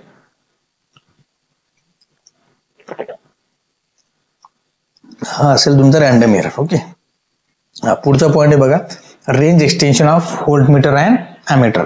आता range extension of voltmeter and ammeter हा व्हिडिओ आपण एकदम डिटेलमध्ये टाकलाय. तुम्हाला जर आणखी डिटेलमध्ये पाहिजे कारण हा आपला वन शॉट व्हिडिओ असल्यामुळे खूप लेंदी होईल, त्यामुळे तुम्ही डिटेलवाला व्हिडिओ तुम्हाला जर अजून पाहिजे असेल तर तो आपल्या ऑलरेडी चॅनलवर तुम्ही तो बघू शकता. बघा, range extension of ammeter and voltmeter. त्याच्यामध्ये तुम्ही बघितलं तर रेंज एक्सटेन्शन ऑफ ॲमीटर. आता सगळ्यात पहिला आपण थोडा ॲमीटर डिस्कस करू. आता हे डिस्कस करण्यासारखं म्हणजे सगळं इन डिटेल याचं डेरिव्हेशन आहे, ते तुम्ही आपला व्हिडिओ बघू शकता, त्यातून तुम्हाला लक्षात येऊन जाईल. आपल्या चॅनलवर ऑलरेडी व्हिडिओ आहे. ओके, पण मी तुम्हाला ओरली शॉर्टमध्ये सांगतो कसं असेल. आपण रेंज एक्सटेन्शन का शिकतो हे खूप महत्वाचं आहे ना. And ammeter has low internal resistance, हा खूप इम्पॉर्टंट पण आहे. Internal resistance and can major only a limited current. म्हणजे सरळ काय की ॲमीटरचा इंटरनल रेजिस्टन्स खूप कमी असतो, त्यामुळं तो खूप लिमिटेड करंट मोजू शकतो. ओके, म्हणजे खूप छोटी व्हॅल्यू मोजू शकतो. म्हणून मग ती व्हॅल्यू आपल्याला जास्तीत जास्त कशी मोजता येईल, मग त्यासाठी how to extend its range. म्हणजे सरळ लिमिटेड व्हॅल्यू असेल किंवा छोटी व्हॅल्यू आपल्याला मोठ्यात कशी करता येईल, म्हणजे कमीत कमी करंट मोजत असेल तर आपल्याला जास्तीत जास्त कसं मोजता येईल, त्यासाठी काय करता येईल. मग आपण काय करतो, वी कनेक्ट शंट रजिस्टर. खूप इम्पॉर्टंट आहे. ॲमीटर असेल तर आपण काय करतो रे, shunt register in parallel with ammeter. Ammeter सोबत आपण काय करतो, ते पॅरलल शंट रेजिस्टन्स जोडतो असतो. बरोबर आहे. मग का, त्याचं रिझन तुम्हाला, because most of the current flow through a shunt allowing only a safe current to pass through the ammeter. म्हणजे सरळ काय की समजा अशा दोन लाईन असेल, म्हणजे हा मीटर असेल आणि हा शंट रेजिस्टन्स असेल. जर एक्सेस करंट असेल किंवा एक्स्ट्रा जो घातक करंट असेल तो कुठून जाईल, या पॅरलल लाईन मधून जाईल, शंट लाईन मधून, जेणेकरून तुम्हाला मीटर कसा राहील, तुमचा सेफ राहील. ओके, लक्षात आलं. नेक्स्ट बघा, आता हे जे रेंज एक्सटेन्शन ऑफ ॲमीटर असेल, आता हे ऑलरेडी आपण डिटेलमध्ये डिस्कस केलेलं आहे, मी तुम्हाला सांगितलं. तर मग तुम्हाला मी शॉर्टमध्ये सांगतो नेमकं काय असतं. बघा, आपण आता असं म्हटलं ना की हा एक व्होल्टमीटर असेल, बरोबर, सॉरी सप्लाय दिला आपण त्याला, समजा हा व्होल्टेज दिला. ओके, आणि हा एक असा RSS मी कनेक्ट केला. हे ऑलरेडी आपण डिटेलमध्ये बघितलेलं आहे, तुम्ही ते व्हिडिओ बघू शकता. आणि हा असेल समजा तुमचा मीटर रजिस्टर, बरोबर आहे. आणि हा त्याच्या अक्रॉस काय केला आपण, RSS कनेक्ट केला, मीटर रेजिस्टन्स, बरोबर आहे. आता जर तुम्ही बघितलं, हा तुमचा मेन करंट असेल, बरोबर आहे. इथं तुमचा ISH असेल, इथं असेल तुमचा IM असेल, बरोबर आहे. आणि हा तुमचा व्होल्टेज असेल, मेन सप्लाय होते, बरोबर आहे. आता याच्यामध्ये तुम्ही बघितलं होतं आपण हे डेरिव्हेशन कसे डिस्कस केले होते. याच्यामध्ये आपण व्होल्टेज आणि करंटचे इक्वेशन बघत असतो. पहिला करंटचे इक्वेशन काय असेल बघा, इथून तुमचा मेन करंट असेल I, बरोबर आहे. मेन करंट जाणार आणि काही करंट तुमचं इकडे जाईल आणि काही करंट इकडे जाईल, म्हणजे काय म्हणू शकतो तुम्ही, ISS प्लस IM असेल. हा तुमचा झाला करंटचा इक्वेशन, बरोबर आहे ना. त्यानंतर आपण काय बघितलं होतं बघा, व्होल्टेजचा. आता व्होल्टेज जर तुम्ही बघितलं, हे सगळे पॅरलल असल्यामुळे काय होईल, total voltage is equal to VSH is equal to काय असेल तुमचा VM. आणि इथूनच आपण सुरुवात केली होती त्या डेरिव्हेशनची, लक्षात ठेवा. ओके, त्यानंतर नेक्स्ट जो असेल, आपण काय म्हटलं होतं की हा शंट रेजिस्टन्स, सॉरी एस नाही एसचे जीव, शंट रेजिस्टन्सची व्हॅल्यू कशी म्हटलं होतं आपण आताच म्हटलं की असलं पाहिजे, लो मीटर रेजिस्टन्स पेक्षा. म्हणजे सरळ काय तुमचा RSS is always less than RM. हा एक खूप इम्पॉर्टंट पॉईंट त्याच्यामध्ये आपण डिस्कस केला होता. अजून त्यामध्ये काय वाटतं आपण, RSS म्हणजे काय, हाच आपल्यासाठी महत्वाचा होता, किंवा किती व्हॅल्यूचा रेजिस्टन्स जोडायचा, मग त्याची तुम्हाला व्हॅल्यू माहित पाहिजे. मग आपण कशी काढली होती ते डेरिव्हेशन तुम्ही बघू शकता. RSS कडून काय होतं, RM अपॉन M-1, बरोबर आहे. आता M म्हणजे काय, हा मल्टिप्लाय फॅक्टर होता, आपण बघितला होता. M ची व्हॅल्यू, यांचं म्हणणं काय होतं, new value upon old value. मग न्यू व्हॅल्यू म्हणजे काय, तुमचा हा मेन करंट IM आणि ओल्ड कोणता असेल तुमचा IM, बरोबर आहे. I upon IM, new upon old म्हणजे काय, मामानी ऑडी घेतली, बरोबर आहे. मामाने नवीन ऑडी घेतली, काय म्हणतात त्याला, मामाने नवीन ऑडी, मामाने नवीन ऑडी, मामा नवीन न्यू आणि ऑडी, बरोबर आहे. I अपॉन IM म्हणजे सरळ काय, हा न्यू व्हॅल्यू असेल तुमची I, आणि ही कोणती असेल तुमची मीटर रिडिंग ओल्ड व्हॅल्यू, बरोबर आहे. आणि हा जास्तीत जास्त करंट देणं मोजला पाहिजे, म्हणून आपण हा शंट रेजिस्टन्स जोडला. अशा प्रकारे आपण हे रिलेशन आपण बघितलं होतं. सेम लाईक जर तुमचं होतं बघा व्होल्टेज. ओके, आता याचं एक एक्झाम्पल तुम्हाला सांगतो काय आहे बघा. मी एक एक्झाम्पल घेतलं, मुद्दा म्हणून आपण तुम्हाला एक एक्झाम्पल ठेवलं की जर समजा RSH, आताच म्हटलं ना आपण ॲमीटरची रेंज आपल्याला एक्सटेंड करायची असेल, तिथे जर तुम्ही बघितलं तर an ammeter has full scale current. हा मे बी तुम्हाला 2 मार्कला क्वेश्चन एक्झामला येऊ शकतो, त्यामुळे लक्षात ठेवा 2 असेल किंवा 4. फुल स्केल करंट म्हणजे काय, तुमचा हा करंट तुम्हाला बघा, हा फुल स्केल तुमचा करंट जो असेल तो मीटर मोजत होता, बरोबर आहे. त्यानंतर हा रेजिस्टन्स जो असेल, तुम्हाला मीटरचा रेजिस्टन्स दिला किती रे, RM, बरोबर आहे. हा त्यानंतर यू वॉन्ट टू मेजर म्हणजे सरळ काय की ही ओल्ड व्हॅल्यू असेल, बरोबर आहे. किती कोणती व्हॅल्यू असेल, ओल्ड व्हॅल्यू, मग त्याला म्हटलं आपण मीटरचा करंट. आणि you want to measure up to 10 म्हणजे ही तुमची नवीन व्हॅल्यू असेल, म्हणजे हा मेन करंट. तुम्हाला एवढा जर समजा हा तुमचा किती मोजतो मीटर 1 अँपिअर, आणि तुम्हाला जर त्याच मीटर किती मोजायचा आता 10 अँपिअर म्हणजे सरळ त्याची कॅपॅसिटी वाढली, 1 पेक्षा 10 मोजायला लागलं म्हणजे कॅपॅसिटी वाढणार ना. मग ती कशी आपण करणार, तर मग याच्यावर सरळ काय की आपल्याला हा रेजिस्टन्स असेल तो मीटरचा दिला, मग आपल्याला राहिलं काय फक्त आता बघा, मीटरचं करंट आहे, मीटरचा रेजिस्टन्स आहे, नवीन करंट किती तो पण आहे, म्हणजे सरळ काय राहिलं मग RSH. मग आपल्याला तेच काढायचे, RSH इज इक्वल टू असेल RM अपॉन M-1. बरोबर आहे. पहिले M काढू. M काय सांगतो माझा, मामाने नवीन ऑडी घेतली. न्यू व्हॅल्यू काय रे तुमची, न्यू म्हणजे हा 10 अँपिअर आणि ओल्ड व्हॅल्यू काय असेल तुमची 1 अँपिअर, म्हणजे 10/10/1 काय होतं 10 सॉरी अँपिअर म्हणल्यापेक्षा आपण काय म्हणू 10. ओके, म्हणजे एम ची व्हॅल्यू किती आली माझी 10. आता हे समोर जर तुम्ही परत बघितलं तर RM अपॉन काय M-1. RM तुम्ही आपण बघितलं ऑर्डर किती 0.1 आणि M किती आहे 10-1 म्हणजे काय रे 0.1 अपॉन 9. बरोबर, म्हणजे आन्सर किती आहे जवळपास 0.011 ओम. हे बघा तुम्हाला ऑर्डर दिलेलं आहे. हे कसं आलं मी तुम्हाला फक्त सांगितलं. ओके, म्हणजे सरळ काय की एवढ्या व्हॅल्यूचा रेजिस्टन्स तुम्हाला तिथे जोडावं लागेल, म्हणजे कुठे आता जे आपण पाठीमागे बघितलं तिथे. बरोबर, म्हणजे ही व्हॅल्यू किती असेल पाहिजे, मग तेवढी व्हॅल्यू असेल पाहिजे. लक्षात आलं. ओके, चलो नेक्स्ट. त्यानंतर सेम लाईज व्होल्टमीटरच असेल. आता रेंज एक्सटेन्शन ऑफ व्होल्टमीटर, आता हे सेम हे तुम्ही बघा व्होल्टमीटर आपण काय शिकतोय, range extension of voltmeter high internal resistance असतो, त्याचा काय असतो high internal resistance and measure only limited voltage. बरोबर, इंटरनल रेजिस्टन्स खूप जास्त असतो पण तो व्होल्टेज किती करतो लिमिटेड. मग याला पण सुद्धा आपल्याला वाढवायचं, मग का कसं वाढवतो आपण, वी कनेक्ट मल्टिप्लाय रेजिस्टन्स, म्हणजे सरळ काय सिरीज रेजिस्टन्स आपण त्याच्यामध्ये जोडत असतो बघा सिरीज. ओके, आणि वाय हे काय करतो त्याचं सुद्धा तुम्हाला generally because the series resistor drop the extra voltage keeping the meter safe. Okay, त्यानंतर बघा नेक्स्ट. आता इथेही तुम्हाला थोडं शॉर्टमध्ये सांगतो ओरली, म्हणजे आपण हे कसं डिस्कस केलं होतं. ह्या सप्लाय असेल तुमचा, हा आपण सिरीजमध्ये रेजिस्टन्स कनेक्ट करतो, हा तुमचा मीटर असेल, मीटरचा रेजिस्टन्स असेल, त्याला म्हटलं आपण RM. बरोबर आहे, त्या म्हटलं आपण RSC म्हटलं. आता सिरीज हा असेल तुमचा मेन करंट, हा असेल तुमचा ISE करंट आणि हा असेल तुमचा IM. बरोबर आहे. इथे जर तुम्ही बघितलं तर करंटचं इक्वेशन कसं येईल, मग सिरीज म्हणल्यावर टोटल सेम आहे, म्हणजे काय I is equal to ISE is equal to IM असं तुमचं करंटचं इक्वेशन असेल. बरोबर आहे. हा व्होल्टेज इक्वेशन इथं कसं येईल रे बघा, आता इथं काय हा वीज, आता इथं तुम्हाला व्होल्टेज ड्रॉप होतो ना, इथं काहीतरी व्होल्टेज ड्रॉप होईल आणि इथं काहीतरी होईल, म्हणजे काय म्हणू शकता तुम्ही टोटल व्होल्टेज इक्वल टू काय होईल VSE प्लस VM मीटरचा व्होल्टेज. बरोबर, हा तुमचा व्होल्टेजचा इक्वेशन. हे आपल्या पाठीमागचा व्हिडिओ तुम्ही बघा, ज्याच्यामध्ये डिटेलमध्ये सगळं दिलेलं आहे. बरोबर, हे डेरिव्हेशन त्याच्यामध्ये आहे. हा, आणि सेम लाईक दॅट जसं तुम्ही बघितलं तिकडे RSH, जसं इकडे कोणतं आहे RSE ऑलवेज ग्रेटर दॅन काय असेल तुमचा आता RM. आपण म्हटलं ना याचं व्हॅल्यू कशी असेल जास्त असेल. बरोबर आहे.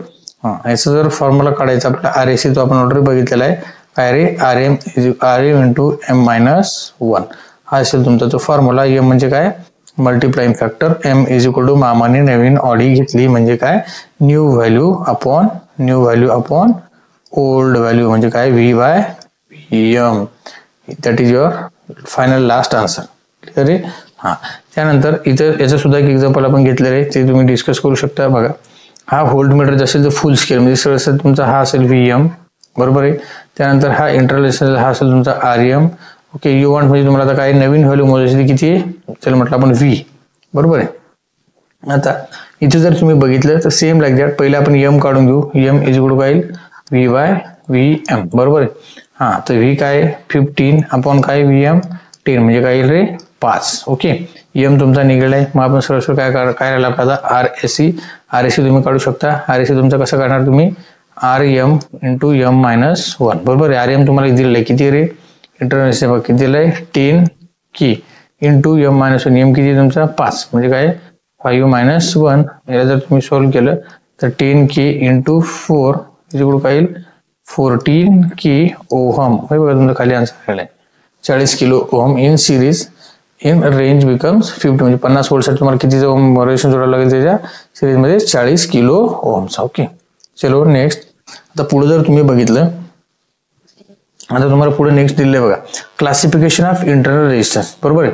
शेवटचा पॉईंट या चॅप्टर मध्ये क्लासिफिकेशन ऑफ इंटरनल रेजिस्टन्स. त्याच्यामध्ये बघा क्लासिफिकेशन ऑफ रेजिस्टन्स, त्याच्यामध्ये तुम्हाला 3 दिले लो, मिडियम आणि हाय. आता हे सगळं तुम्हाला सिस्टमॅटिक दिलं. लो म्हणजे किती 1 पेक्षा कमी, मिडियम म्हणजे काय 1 ते 100 किलो आणि हाय म्हणजे काय अबो 100 किलो ओहम. बरोबर आहे. आता याचे एक्झाम्पल सुद्धा दिले आहेत. याचं एक्झाम्पल काय motor winding, transformer winding, cable resistance, हे सगळं तुम्ही बघू शकता.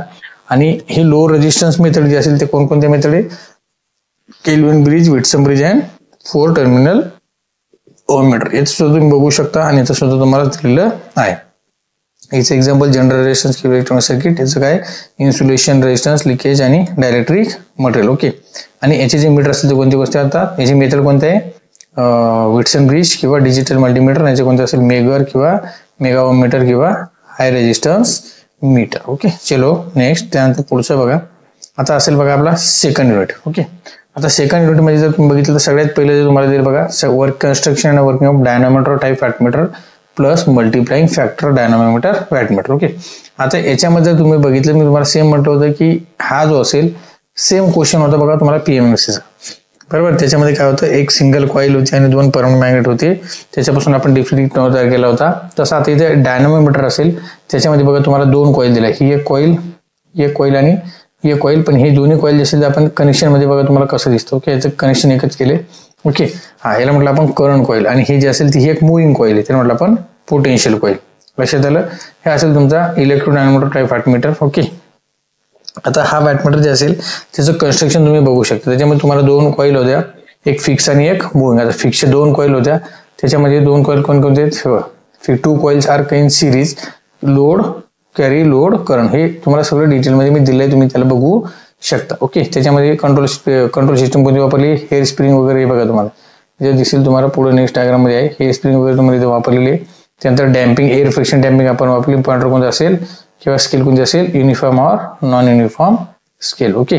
त्यानंतर हा असेल त्याचा वर्किंग प्रिन्सिपल. आता इथे जर तुम्ही बघितलं तर डिफ्लेक्टिंग टॉर्क कोणता असेल तर TD I × V × cos phi, sir काय म्हणतो आपण त्याला, इथं ट्रू पॉवर तुम्ही त्याला म्हणू शकता. ओके.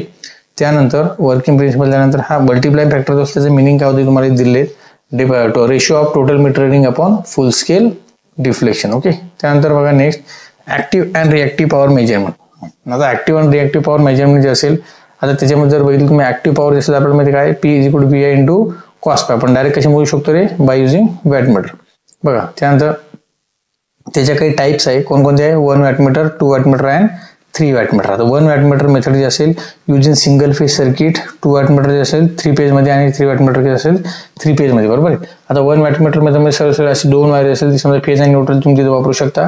2 वॅटमीटर काय, RYB न्यूट्रल, RYB न्यूट्रल, अशा दोन्ही मेथड मध्ये तुम्ही 3 किंवा 2 वॅटमीटर मेथड वापरू शकता. आता इथे जर तुम्ही बघितलं सेकंड मध्ये बघा, यूज इन 3 फेज 3 वायर, म्हणजे सरळ काय RY आणि B, याला म्हटलं आपण 3 फेज 3 वायर सिस्टम, आणि RYB आणि न्यूट्रल याला म्हटलं आपण 3 फेज 4 वायर सिस्टम. ओके. हा, त्यानंतर बघा आता याची टोटल पॉवर तुम्ही काढण्यासाठी काय करणार, मग 2 वॅटमीटर कनेक्ट केले W1 + W2, आणि याची टोटल काढण्यासाठी काय करणार, W1 + W2 + W3. Okay.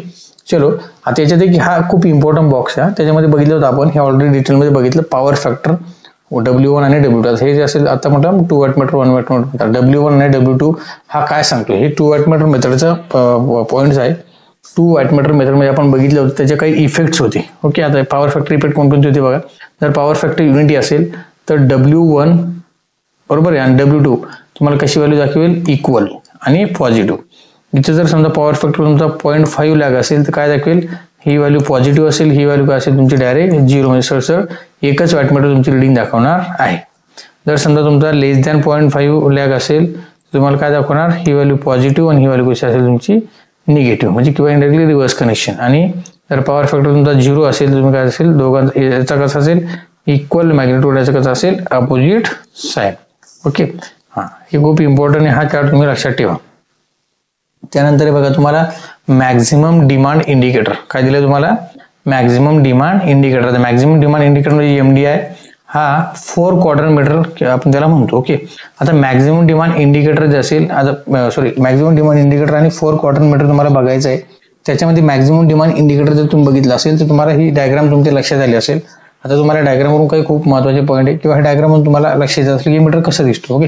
Use by electricity boards to record maximum load, हे खूप इम्पॉर्टंट आहे. कायसाठी वापरतो आपण, to record maximum load use in any 30 minute interval. Okay. आता हे बघा त्याचे कन्स्ट्रक्शन तुम्हाला त्याच्यामध्ये काय काय, क्लॉक मेकॅनिझम असेल, पॉइंटर व्हील ट्रॅक मेकॅनिझम असेल, रिसेट डिव्हाइस असेल, current coil plus pressure coil असेल, हे त्याचं कन्स्ट्रक्शन पॉईंट आहे, हे तुम्हाला सगळं समोर दिलेलं आहे, तुम्ही बघू शकता. त्यानंतर हे त्याची वर्किंग असेल, बरोबर आहे. आता वर्किंग मध्ये काय काय, measure loads continuously, pointer moves with load आणि maximum load moment push drag pointer state of maximum position shows maximum demand. हे बघा तुम्हाला दोन दिले आणि निडलवाला हा एक आणि MD. ओके, हे मॅक्झिमम डिमांड पॉइंटर तुम्ही पॉइंटर म्हणतो पण त्याला ते लक्षात ठेवा की हे दिले तुम्हाला दोन लक्षात आलं. ऍक्च्युअली तुम्हाला असं दिसेल. ओके, त्यानंतर नेक्स्ट पुढे बघा. आता हे जास्त डिटेलमध्ये घेतलं म्हणजे आपण याला काय होईल की हा लेंदी व्हिडिओ होईल. बरोबर, त्यामुळे आपण त्याला शॉर्टमध्ये जेवढं पॉसिबिलिटी व्यवस्थित घेता येईल तेवढं आपण घेतोय. बघा 4 क्वाड्रंट मीटर तुम्हाला म्हटलं मी, तर 4 क्वाड्रंट मीटर म्हणजे काय, ऑल 4 क्वाड्रंट कसे बघितले बघा. P म्हणजे ऍक्टिव्ह आणि Q म्हणजे काय होतं त्याला रिएक्टिव्ह पॉवर. बरोबर, दोघी जर प्लस असेल तर म्हटलं फॉरवर्ड ऍक्टिव्ह किंवा लॅगिंग रिएक्टिव्ह म्हणतो, आणि एक प्लस आणि एक मायनस असेल बघा. P ऍक्टिव्ह मायनस हा असेल प्लस मायनस आणि मायनस प्लस, हे त्याचे पॉईंट सगळे लक्षात ठेवा. प्लस मायनस असेल तर फॉरवर्ड ऍक्टिव्ह म्हणतो आपण त्याला, मायनस असेल तर रिव्हर्स ऍक्टिव्ह म्हणतो, मायनस प्लस असेल तर आपण त्याला रिव्हर्स ऍक्टिव्ह. बरोबर, पण रिव्हर्स ऍक्टिव्ह म्हणजे कोणता, हा लिडिंग आणि हा कोणता असेल मग लॅगिंग रिएक्टिव्ह. आता याला काय म्हणतो आपण, use in renewable energy system net metering bidirectional loads. याचा आपण कुठे वापर करतो generally, renewable energy source system मध्ये. ओके, चलो नेक्स्ट. हा खूप इम्पॉर्टंट मीटर आहे आपला, induction type single phase energy meter. Okay, आता induction type single phase energy meter जसं त्याचं कन्स्ट्रक्शन बघा, मी तुम्हाला म्हटलं की हा पण एक्सप्लेन क्वेश्चन असू शकतो. पहिले त्याचं कन्स्ट्रक्शन, नंतर वर्किंग, नंतर ऍप्लिकेशन, ऍडव्हान्टेज डिसएडव्हान्टेज, नंतर काय असेल त्याचं ऍप्लिकेशन. प्रत्येक एक्सप्लेन क्वेश्चन मध्ये आपल्याला काढायचं. आता हे आपल्या घरामधले जे single phase induction energy meter असेल बघा, त्याच्यामध्ये ड्रायव्हिंग सिस्टम असेल, मूव्हिंग सिस्टम असेल, ब्रेकिंग सिस्टम असेल आणि रेजिस्टिंग सिस्टम असेल. हे आपण ऑलरेडी डिस्कस केले, पण त्याला ओव्हरव्ह्यू शॉर्टमध्ये बघा.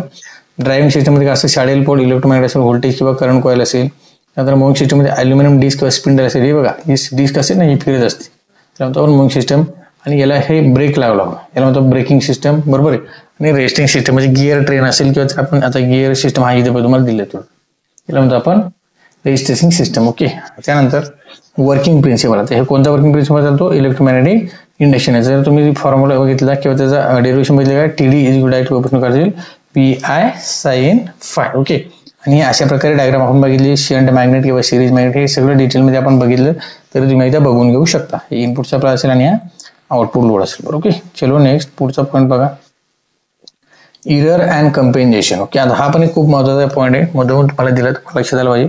सिंगल फेज इंडक्शन मोटरमध्ये कोणकोणते इरर असतात, एनर्जी मीटरमध्ये फेज इरर असेल, क्रिपिंग असेल, स्पीड इरर असेल आणि टेम्परेचर इरर असेल. आता हे काय असेल आणि जे कॉज कोणकोणते असेल बघा. फेज इरर कशामुळे तो रॉंग फेज अँगल, क्रिपिंग कशामुळे तो slow rotation at no load, speed error कशामुळे तो रॉंग ब्रेकिंग टॉर्क, टेम्परेचर कशामुळे तो कॉईल चेंजेस. आता त्याच्यावर ऑप्शन काय मग, हा याचे इरर जो आला तो कसा भरून काढता येईल, तर काय करतो आपण त्यासाठी शॅडिंग बँड वापरतो. इथं ड्रिल होल्स ऑन डिस्क, म्हणजे ती जी डिस्क आहे, आता मी तुम्हाला म्हटलं ना, त्याला छोटे छोटे एक दोन होल पाडले जातात, जेणेकरून त्याच्यामध्ये क्रिपिंग येणार नाही. बघ, ही जी डिस्क दिसते त्याला आपल्याला होल पाडले जातात. ओके, त्यानंतर अशा प्रकारे त्याच्यामध्ये होल असतात बघा, असा इथे एखादा असे त्या डिस्कला होल पाडले जातात, जेणेकरून त्याच्यामध्ये क्रिपिंग होणार नाही. ओके, त्यानंतर असेल स्पीड इरर असेल, ऍडजस्ट मॅग्नेटिक पोझिशन असेल आणि टेम्परेचर असेल, टेम्परेचर कंपेन्सेशन पिरियड आपण वापरत असतो. हे झालं त्याची कंपेन्सेशन. ओके, चलो next point, digital energy meter. आता डिजिटल एनर्जी मीटर जो असेल, हा इथे तुम्ही बघितला तर डिजिटल एनर्जी मीटर असेल, त्याच्यामध्ये कोणकोणते ब्लॉक डायग्राम असेल. आता हे इलेक्ट्रॉनिक्स पार्टमध्ये येतात, तो खूप सोपं आहे बघा. एक ब्लॉक डायग्राम तुम्हाला शॉर्टमध्ये एक्सप्लेन करायचं आहे, झालं खूप आहे. आणि ऑलमोस्ट त्याच्यामध्ये मॅक्झिमम सिमिलरिटी आहे बघा. त्याच्यामध्ये काय व्होल्टेज ट्रान्सड्यूसर, करंट ट्रान्सड्यूसर, हे सगळे त्याचे ब्लॉक आहेत. बरोबर, इथे सगळं दिलेलं आहे. 1 by 1 त्याला शॉर्टमध्ये आपण ऑलरेडी डिस्कस केले, तुम्ही त्याला फक्त शॉर्टमध्ये एक्सप्लेन करायचं. आता मी त्याला अजून तुम्हाला ऑरमध्ये डायग्राम दिली आणि ऍक्च्युअल कसा दिसेल तर ही डायग्राम तुम्हाला दिलेली आहे. चलो, त्यानंतर नेक्स्ट, हा हेच कन्स्ट्रक्शन फीचर आणि त्याची वर्किंग प्रिन्सिपल, त्याचं सगळं डिटेलमध्ये तुम्हाला तुम्ही रेडी करू शकता.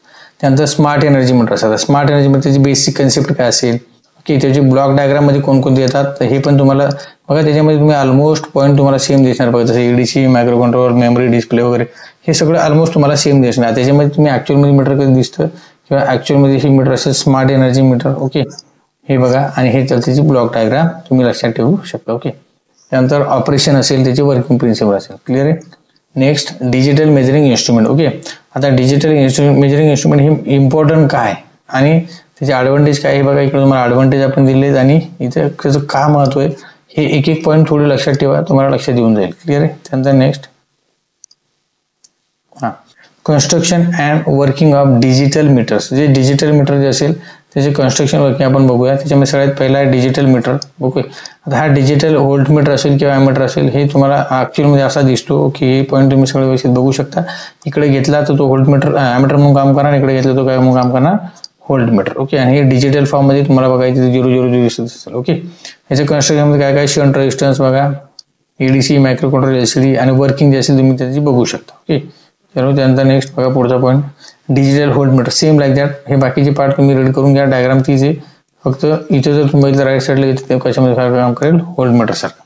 त्यानंतर डिजिटल मल्टीमीटर. ओके, आता डिजिटल मल्टीमीटर तुम्हाला सांगायची गरज नाही, तुम्ही राईट साईडला बघा, तुम्हाला सगळं डिटेलमध्ये मी तुम्हाला दिलेलं आहे. तुम्ही डायग्राम बघून लक्षात येईल आणि तुम्ही ऑलरेडी सगळ्यांनी प्रॅक्टिकली बघितलेलं आहे. त्याचं कन्स्ट्रक्शनमध्ये काय काय असतं, हे पॉईंट्स असतात ते तुम्हाला 1 बाय 1 शॉर्टमध्ये एक्सप्लेन करायचे आणि असेल त्याची वर्किंग शॉर्टमध्ये ॲरो डायग्राममध्ये. ओके, किंवा त्याला आपण म्हणतो शॉर्टकट किंवा ॲरो मिनिंग. ओके, आता हा नेक्स्ट असेल क्लॅम्प ऑन मीटर. आता जसं की आपण कंडक्टरचं इन्सुलेशन न काढता करंट मोजू शकतो, त्याला म्हणतो आपण क्लॅम्प ऑन मीटर किंवा त्याला आपण टोंग टेस्टर म्हणतो. ओके, हे डायग्राम जर तुम्ही बघितले तर लक्षात आलं असेल की आपण हा ऑर्डर कधीतरी बघितलेला आहे प्रॅक्टिकलमध्ये.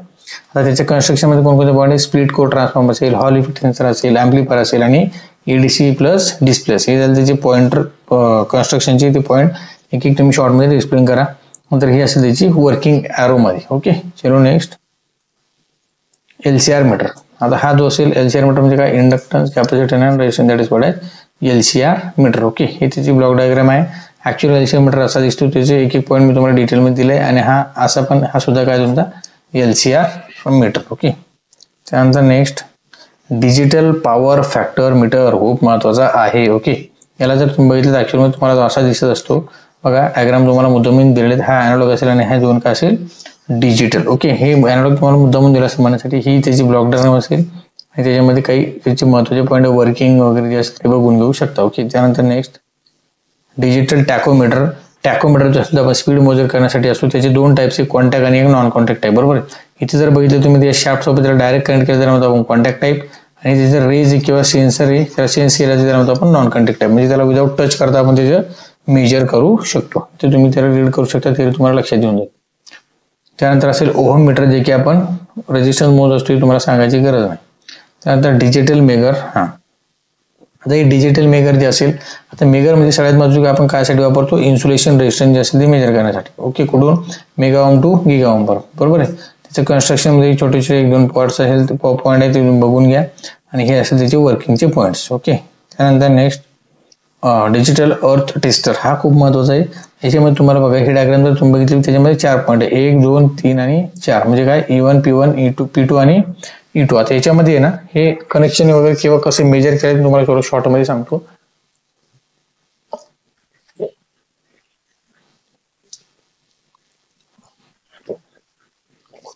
बघा आता याच्यामध्ये तुम्ही बघितलं तुमच्या लक्षात येईल. तुम्हाला थोडं शॉर्टमध्ये एक्सप्लेन करून सांगतो नेमकं कसं आपण त्याचा वापर करत असतो. बरोबर, आता इथं बघा ही जी अर्थिंग असेल, आता ही ऑलरेडी अर्थिंग केलेली आहे जमिनीमध्ये. बरोबर, हा एक पॉईंट लक्षात ठेवा. आता इथं काय केलं तर इथं बघा हे एक वायर घ्यायचा, इथे एक वायर घ्यायचा, हे 2 वायर शॉर्ट करायचे असे. बरोबर आहे, हे 2 पॉईंट शॉर्ट करायचे E1 आणि P1 राहिले. आता हा आणि हा असे 3 वायर राहिले. बरोबर आहे, इथे काय केलं तर जमिनीमध्ये हा एक असा एक रॉड घेतला समजा.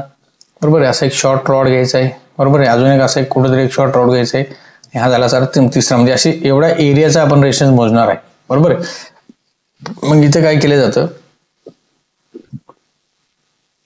इथे काय केलं जातं की समजा या रोडला मी तुमचा P2चं कनेक्शन दिला, या रोडला मी तुमचा E2चं कनेक्शन दिला. बरोबर आहे, राहिला हा इथे हा जो असेल तर हा आपण कुठं कनेक्ट करणार आहे, मग आता हा वायर कुठं कनेक्ट करणार आपण या लांब्या पाईपला. बरोबर आहे, अशा प्रकारे हा जो असेल हा 1, 2 हा रॉड टू हा रॉड आणि हा रॉड टू हा आपण एक रॅन्डम डिस्टन्स ठेवतो आणि हे एवढ्या एरियाचा त्याच्यामध्ये रेजिस्टन्स चेक केला. मग इथे काय करायचं आपल्याला टेस्ट बटन दाबायचं, म्हणजे तुम्हाला इथं रीडिंग दाखवेल. ओके, आणि अशा प्रकारे आपण जमिनीचा रेजिस्टन्स मोजत असतो, त्यानंतर आपण अर्थ टेस्टर. ओके, क्लिअर आहे. त्याला next meter use for synchronization. आता हे सिंक्रोनायझेशनसाठी वापरलेले मीटर आहे, त्याला म्हणतो आपण सगळ्यात पहिले डिजिटल फ्रिक्वेन्सी मीटर. कोणता मीटर असेल तो डिजिटल फ्रिक्वेन्सी मीटर. हे त्याची वर्किंग तुम्ही रीड करू शकता आणि त्याची असलेली ब्लॉक डायग्राम आणि तो अशा प्रकारे दिसतो, तुम्हाला सगळं लक्षात येऊन जाईल. ओके, त्यानंतर हे खूप महत्त्वाचं आहे सिंक्रोनोस्कोप.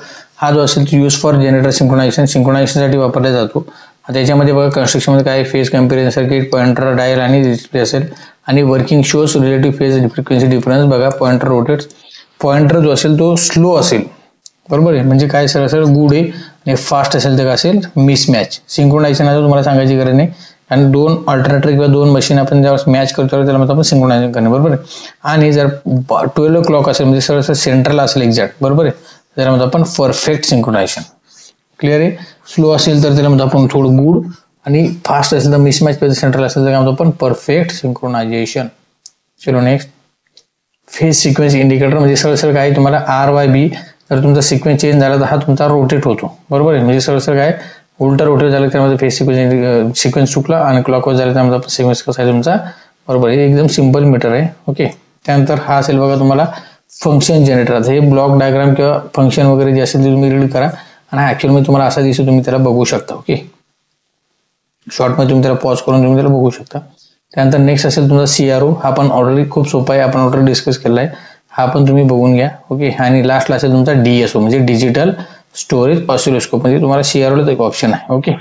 त्यानंतर नेक्स्ट आहे बघा 4th युनिट. ओके. आता हे आपण ऑलरेडी डिस्कस केलेलं आहे, असं नाही की आपण हा युनिट बघितलेला नाही, पण त्याला थोडं आपण शॉर्टमध्ये ओव्हरव्ह्यू बघूया. बघा याच्यामध्ये सगळ्यात पहिलं ट्रान्सड्युसर अँड प्रेशर मेजर. आता ट्रान्सड्युसर नेमकं काय असतं तर हे आपण शॉर्टमध्ये त्याला थोडं बघूया. बघा इथे जर तुम्ही बघितलं तर इन्स्ट्रुमेंटेशनमध्ये सगळ्यात पहिलं ब्लॉक डायग्राम आपण बघू. त्याच्यामध्ये काय असतं physical quantity, sensor, transducer, signal condition आणि डिस्प्ले रेकॉर्ड. आता हे सगळे फंक्शन त्याचे एक दिले आहेत. आता हे जे ब्लॉक डायग्राम किंवा ब्लॉक असेल कशाचे इन्स्ट्रुमेंटेशन सिस्टम, हा क्वेश्चन तुम्हाला रँडमली विचारला जाऊ शकतो, हे लक्षात ठेवा. ओके. सगळं याच्यामध्ये शॉर्टमध्ये दिलं आहे, तुम्ही त्याला बघू शकता. ओके. नेक्स्ट सगळ्यात पहिली इम्पॉर्टंट आपल्यासाठी की सेन्सर आणि ट्रान्सड्युसर या दोघांमधला फरक काय. ओके ना. सेन्सर आणि ट्रान्सड्युसर जर तुम्ही बघितलं, सेन्सर काय करत असतो detects and measure the physical quantity, आणि ट्रान्सड्युसर काय करतो convert physical quantity to electrical quantity. लक्षात ठेवा, हा फिजिकल क्वांटिटी डिटेक्ट किंवा मेजर करतो आणि हा काय करतो कन्वर्ट करतो. खूप इम्पॉर्टंट आहे. आता इथे बघा may not produce electrical output, आणि हा ऑलवेज प्रोड्यूस इलेक्ट्रिकल आउटपुट. हा डिफरन्स खूप महत्त्वाचा लक्षात ठेवा.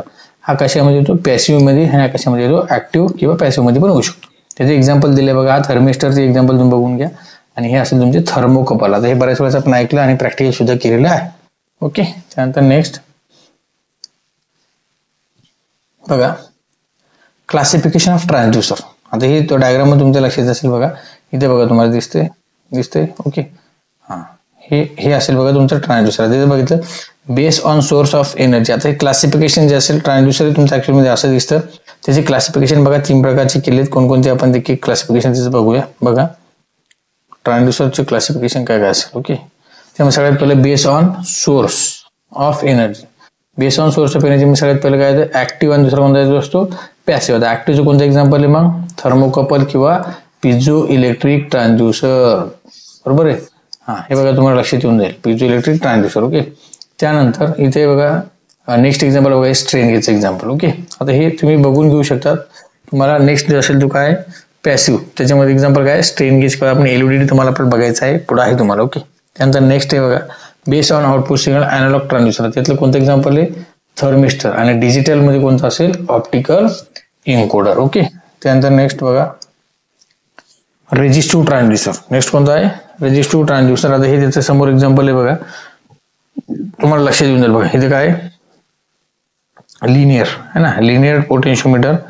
हे बघा लिनियर पोटेन्शियोमीटर तुम्हाला समोर आहे हा. त्यानंतर अँग्युलर पोटेन्शियोमीटर, याला म्हणतो आपण अँग्युलर पोटेन्शियोमीटर. स्ट्रेन गेज आपण आता पाठीमागे घेतलं, आणि एक लोड सेल असतो, बरोबर आहे. त्यानंतर हे बघा इथे तुम्हाला सगळे दिलेले इलेक्ट्रिकल ट्रान्सड्युसर कोणकोणते आहेत बघा. पहिला रेजिस्टिव्ह ट्रान्सड्युसर. ओके. आता रेजिस्टिव्ह ट्रान्सड्युसर जो असेल तो कोणता आहे हे बघा, तुम्हाला त्याचे एक्झाम्पल वगैरे सगळे दिलेले आहे. हा तुमचा इथे जर तुम्ही बघितला तर इथं लक्षात येईल रेजिस्टिव्ह ट्रान्सड्युसर. ओके. हा त्यानंतर हा असेल तुमचा. त्यानंतर लिनियर पोटेन्शियोमीटर असेल, अँग्युलर पोटेन्शियोमीटर, स्ट्रेन गेज वगैरे हे सगळे ऑलरेडी आपण डिस्कस केले आहेत बघा. याच्यामध्ये काय तुम्हाला सगळं दिलेलं आहे. हे असेल तुमचे स्ट्रेन गेज. ओके. लक्षात आलं. हे असेल तुमची स्ट्रेन गेजची डायग्राम. क्लिअर आहे. ह्या बाकीचे आपण ऑलरेडी बघितलेले होते. नेक्स्ट कॅपॅसिटिव्ह ट्रान्सड्युसर आणि इंडक्टिव्ह ट्रान्सड्युसर. बघा works on changes in capacitance, म्हणून त्याला म्हटलं आपण कॅपॅसिटिव्ह ट्रान्सड्युसर, आणि काय चेंजेस इन इंडक्टन्स त्याला म्हणतो आपण इंडक्टिव्ह ट्रान्सड्युसर, बरोबर आहे. आता याचे कोणकोणते एक्झाम्पल आहे ते तुम्हाला कॅपॅसिटिव्ह ट्रान्सड्युसर सांगतो मी काय असतं. ओके. त्यानंतर असे बघा इंडक्टिव्ह ट्रान्सड्युसर, जे कोणकोणते LVDT आणि दुसरा कोणता असतो RVDT. LVDT आणि RVDT. आता कॅपॅसिटिव्ह ट्रान्सड्युसर जर तुम्ही बघितलं समोर तुम्हाला डायग्राम दिसेल, तुम्हाला याच्यातून काही गोष्टी लक्षात येऊन जाईल. ओके, नेक्स्ट LVDT हा याच्यावर क्वेश्चन येऊ शकतो आणि खूप महत्वाचा आहे. LVDT म्हणजे होतं लिनियर व्हेरिएबल डिफरन्शियल ट्रान्सफॉर्मर. हे डायग्राम तुम्ही बघून घ्या, तुम्हाला सर्व डिटेलमध्ये सांगतो बघा. हे असं तुमचं ऍक्च्युअल मध्ये LVDT. ओके, आता इथं तुम्ही अजून तुम्हाला काही गोष्टी लक्षात येईल बघा डायग्राम बघितल्यानंतर. बघा LVDT जे असेल त्याची डेफिनेशन काय. LVDT is an electromechanical transducer that convert linear displacement into corresponding electrical signal. म्हणजे हे लिनियर डिस्प्लेसमेंट जे असेल तो काय करतो, तो हा लिनियर जे कन्व्हर्जन असेल ते तुम्हाला त्याच्यात लक्षात येईल. बघा आता कन्स्ट्रक्शन मध्ये सगळ्यात पहिले काय तुमचा LVDT. याच्यामध्ये बघा काय काय तुम्हाला दिलं त्यांनी. प्रायमरी कॉईल, त्यानंतर काय दिलं 2 सेकंडरी कॉईल, मुव्हेबल कोअर आणि नॉन मॅग्नेटिक ट्यूब. बरोबर आहे. आता हे डायग्राम मध्ये कसं लक्षात येईल तुम्हाला सांगतो बघा. मी डायग्राम करतो अगोदर, मी तुम्हाला समजेल. बघा हे बघा, ही कोअर असेल. बरोबर आहे.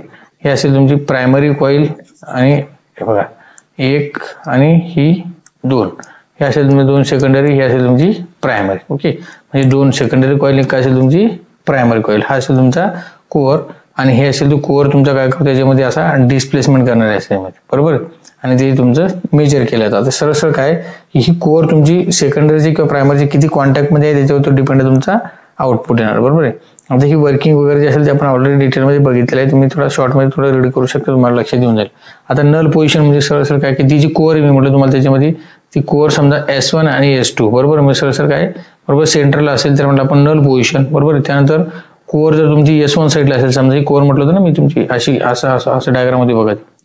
ओके ना. हा समजा S1 आणि म्हटलं आपण S2 याला म्हटलं. ही कोअर जर S1 साईडला असेल ती S1 ग्रेटर असेल आणि कोअर S2 साईडला असेल ती S2 काय असेल ग्रेटर. म्हणजे सरळ सरळ काय मॅक्झिमम मॅग्नेटिक फ्लक्स तुमच्या कुठे लिंक झाले असेल प्रायमरी साईडला S1 साईडला असेल S2 साईडला. ओके, चलो नेक्स्ट आहे त्याचे काही ऍडव्हान्टेज आणि त्याचे काही डिसएडव्हान्टेज तुम्ही त्याला बघून घेऊ शकता आणि त्याच्यानंतर काय असेल त्याच्या ऍप्लिकेशन. ओके, चलो तर नेक्स्ट बघा working of piezo electric transducer. आता हे working of piezo electric transducer जो असेल तो पण ऑलरेडी आपण बघितलेला आहे. बघा ही थिओरिटिकल पार्ट जो असेल तुम्ही त्याला थोडं रीड करून घेऊ शकता, तुम्हाला सहज लक्षात येऊन जाईल. ओके, त्यानंतर नेक्स्ट क्लासिफिकेशन असेल त्याचं. ओके, त्यानंतर एक्झाम्पल. ओके, आता इथं बघा प्रेशर मेजरमेंट. आता प्रेशर जे असेल प्रेशरची डेफिनेशन तुम्ही बघू शकता. Pressure is the force per unit area applied in direction perpendicular to the surface. आता प्रेशर जे असेल त्याचा काय फॉर्म्युला आहे फोर्स पर युनिट एरिया. बरोबर आहे. बघा हा डेफिनेशन जे असेल ते लक्षात ठेवून 2 मार्कला तुम्हाला काय येऊ शकते. प्रेशर एवढं काय फोर्स पर युनिट एरिया. मुद्दामने मी तुम्हाला एक्झामच्या उद्देशाने नोट्स जे असेल तुम्ही एकदम प्रिपेअर करून दिले, तुम्ही त्याला बघून रीड करू शकता किंवा नोट डाऊन करू शकता. ओके, आता युनिट ऑफ प्रेशर कोणकोणते बघा पास्कल, बार, ऍटमॉस्फिअर, mmg आणि PSI. ओके, हे त्याचे असेल सिम्बॉल आणि त्याचे असले इक्विव्हॅलेंट. ओके, त्यानंतर नेक्स्ट टाइप्स ऑफ प्रेशर कोणकोणते ऍब्सोल्यूट प्रेशर असेल, गेज प्रेशर असेल, ऍटमॉस्फिअरिक प्रेशर असेल आणि व्हॅक्यूम प्रेशर असेल. आणि त्याचं डिस्क्रिप्शन आहे बघा. ऍब्सोल्यूट प्रेशर म्हणजे काय की परफेक्ट व्हॅक्यूम, म्हणजे त्याच्यामधून पूर्णतः 0 हवा जी असेल ती आपली एअर काढून घेतलेली असते. बरोबर आहे. गेज प्रेशर जे असेल प्रेशर असेल आणि त्याचं सगळं डिस्क्रिप्शन आपण दिलेलं आहे. आता ऍब्सोल्यूट प्रेशरची डेफिनेशन काय असेल गेज प्लस ऍटमॉस्फिअरिक प्रेशर. हा फॉर्म्युला थोडं लक्षात ठेवा, तुम्हाला पुढे गेल्यावर समजेल.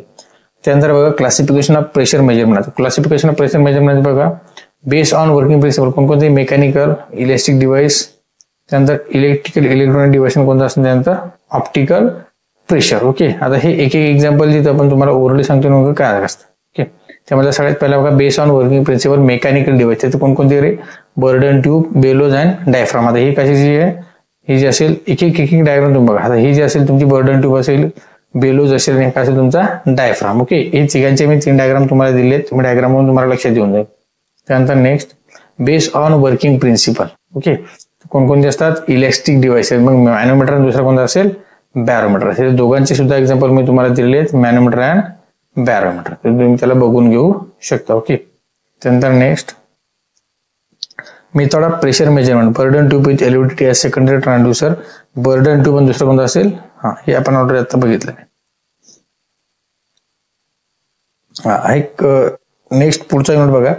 त्याच्यामध्ये तुम्हाला फ्लो लेवल अँड टेम्परेचर. तुम्हाला म्हटलं आपल्या चॅप्टरचं नावच काय फ्लो मेजरमेंट लेवल मेजरमेंट आणि टेम्परेचर मेजरमेंट. आता याची सुरुवातच केली आपण की फ्लो मध्ये कोणकोणते डिव्हाइस आपण वापरतो, ऑरिफिस, वेंचुरी, EMF आणि अल्ट्रासोनिक. बरोबर, यासाठी कॅपॅसिटिव्ह अल्ट्रासोनिक अँड रेडिएशन, याच्यासाठी कोणतं आहे RTD, थर्मिस्टर अँड थर्मोकपल. आपण ते प्रॅक्टिकल मध्ये बरेच तुम्ही बघितले असेल RTD, थर्मिस्टर किंवा थर्मोकपल.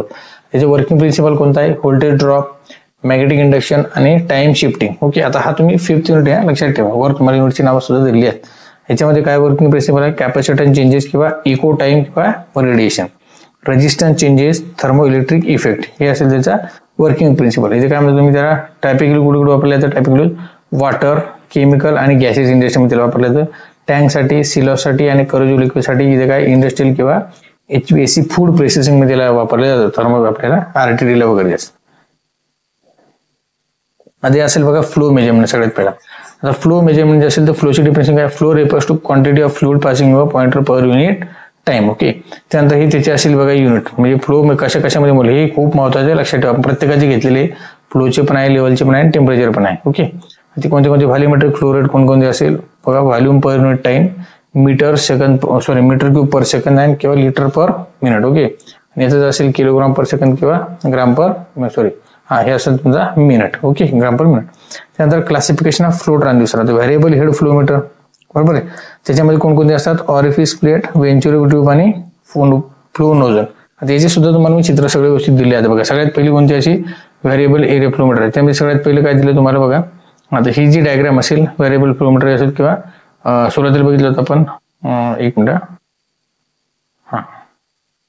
ऑरिफिस प्लेट आहे बघा. तुम्हाला ते सगळे एक्झाम्पल आपण इथे दिलेले आहे. ओके, हे तुम्ही बघू शकता. त्यानंतर इथे बघा ऑरिफिस प्लेट जे असेल त्याचे कोणकोणते टाईप्स कसे काय बघा, हे डायग्राम तुम्हाला बघितलं लक्षात येईल. हे ऑलरेडी आपण डिस्कस केलेलं आहे. हे सगळ्या कशाचं एक्झाम्पल आहे, ऑरिफिस प्लेट. ओके, त्यानंतर इथे बघा a plate with hole cause a drop in a प्रेशरचा ड्रॉप हे करण्यासाठी काय आपण त्याला होल वापरतो. ओके, त्यानंतर हे नेक्स्ट डायग्राम तुम्ही बघून घेऊ शकता. ओके, त्यानंतर हे असेल तुमच्या अजून नेक्स्ट. ओके, आपण वेंचुरी नोझल वगैरे म्हणतो. ऑरिफिस प्लेट बघितल्या, वेंचुरी बघितल्या. ओके, त्यानंतर हे खूप इम्पॉर्टंट आहे, ऑरिफिस प्लेट, नोझल आणि वेंचुरीचा डिफरन्स तुम्हाला दिला आहे. हा क्वेश्चन तुम्हाला मॅक्झिमम एक्झाम येऊ शकतो बघा. हे डायग्राम तुम्ही बघितले आता है ना. ऑरिफिस प्लेटची आपण एक्झाम्पल बघितली, नोझलची एक्झाम्पल नाही कशाचं असेल, वेंचुरी ट्यूब. ओके, हा डिफरन्स तुम्ही एकदा रीड करून घ्या. त्यानंतर बघा हे असेल बघा तुम्हाला रोटीमीटरचं एक्झाम्पल.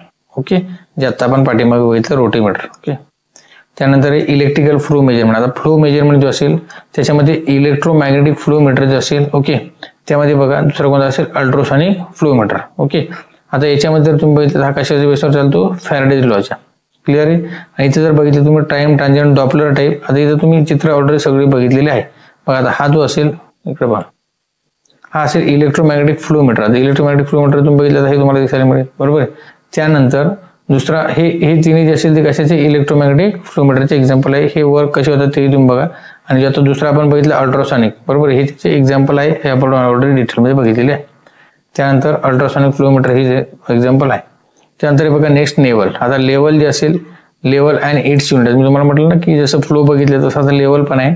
त्याचे काय मिलीमीटरमध्ये आपण त्याला मोजतो किंवा सेंटीमीटरमध्ये मोज असतो. मिलीमीटर, सेंटीमीटर किंवा मीटर, MM किंवा CM किंवा इंचेस. ओके, त्याच्यामध्ये पण सगळ्यात पहिला रेजिस्टिव्ह टाईप, दुसरा कोणता असेल इंडक्टिव्ह, पण तिसरा कोणता असेल कॅपॅसिटिव्ह टाईप. तुम्ही ती थिअरी जर बघितली लक्षात येऊन जाईल बघा. हे सगळ्यात पहिले एक्झाम्पल जे असेल रेजिस्टिव्हचे आहे, सेकंड कशाचं आहे कॅपॅसिटिव्ह, थर्ड कोणता असेल तुमचा इंडक्टिव्हचा एक्झाम्पल आहे. मी तुम्हाला डायग्राम सहज लक्षात येऊन जाईल. ओके, आता ही थोडीफार त्याची थिअरी आहे, तुम्ही त्याला बघू शकता. ओके, हे बघा radiation of nuclear level measurement. हे प्रत्येक वेळा फ्लोट टाईप असेल, हा अल्ट्रासॉनिक टाईप असेल, त्याच्यानुसार आपण त्याचे डायग्राम सुद्धा घेतलेले आहे. आणि लास्ट वाला कोणता तुमचा temperature measure and it's unit. Okay, आता टेम्परेचर मेजर अँड इट्स जर तुम्ही बघितलं तर बघा जसं प्रत्येकाचं लेवलचा बघितलं, फ्लोचा बघितला. आता कशाचं आहे टेम्परेचर आपण सेल्सिअस मध्ये मोजतो, फॅरेनहाइट मध्ये मोजतो किंवा केल्विन मध्ये मोजतो. आता क्लासिफिकेशन ऑफ टेम्परेचर तर काय थर्मिस्टर, सगळ्यात पहिलं काय थर्मिस्टर. ओके, त्यानंतर बघा RTD. आता RTD असेल काय रेजिस्टन्स टेम्परेचर डिटेक्टर. आता त्या RTD दोन टाईपचे NTC आणि PTC. मला शॉर्ट मध्ये थोडं सांगतो NTC PTC काय असतं. NTC होतं म्हणजे निगेटिव्ह टेम्परेचर कोएफिशियंट आणि PTC म्हणजे होतं पॉझिटिव्ह टेम्परेचर कोएफिशियंट. म्हणजे सरळ काय सरळ की समजा माझा एक्स ऍक्सिस आणि वाय ऍक्सिस मी अशा दोन क्वांटिटी घेतल्या आणि जर समजा टेम्परेचर वाढला आणि रेजिस्टन्स पण वाढला त्याला म्हणतो आपण PTC. आणि NTC म्हणजे काय, ज्याच्यामध्ये नॉन लिनियरिटी असेल. हा ग्राफ कसा आहे, लिनियर, आणि दुसरा कोणता असू शकतो, नॉन लिनियर, बरोबर. त्यामध्ये आपण एनटीसी म्हणजे सरळ काय, टेम्परेचर रेजिस्टन्स सोबत वाढलं त्याला म्हणतो आपण पीटीसी, आणि temperature and resistance inversely proportional त्याला म्हणतो आपण एनटीसी. ओके, लक्षात आलं. चलो नेक्स्ट. हा, आता हे जर तुम्ही इथं बघितलं एक्झाम्पल तुम्हाला बऱ्याच काही लक्षात येऊन जाईल, बरोबर. तर ह्या विटसन ब्रिज वगैरे असेल तर टेम्परेचर डिटेक्ट करण्याचे सगळे एक्झाम्पल तुम्ही बघू शकता. ओके, त्यानंतर नेक्स्ट थर्मोकपल जे असेल, थर्मोकपल तुम्हाला सांगायची गरज नाही, खूप सिंपल आहे. ओके,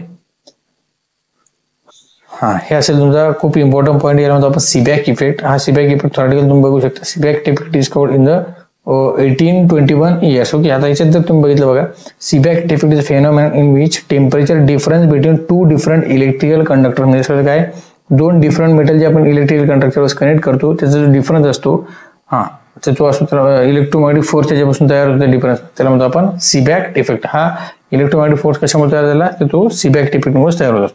सीबॅक इफेक्ट, पेल्ट्री पेटी, थोडे थेरोटिकल शब्द लक्षात ठेवा. ओके, क्लिअर आहे. हा, अशा प्रकारे आपण ओव्हरव्ह्यू फास्ट मध्ये हा मेजरमेंटचे 5 युनिट डिस्कस केलेले आहेत. ओके, चलो, अपेक्षा करतो तुम्हाला सगळ्यांना व्यवस्थित कळालं असेल. जर तुम्हाला अजून काही डाऊट असेल तर तुम्ही मला कमेंट सेक्शन मध्ये मेसेज करू शकता. ओके, ठीक आहे. तर चला, आज आपण इथे थांबून जाऊया. थँक्यू.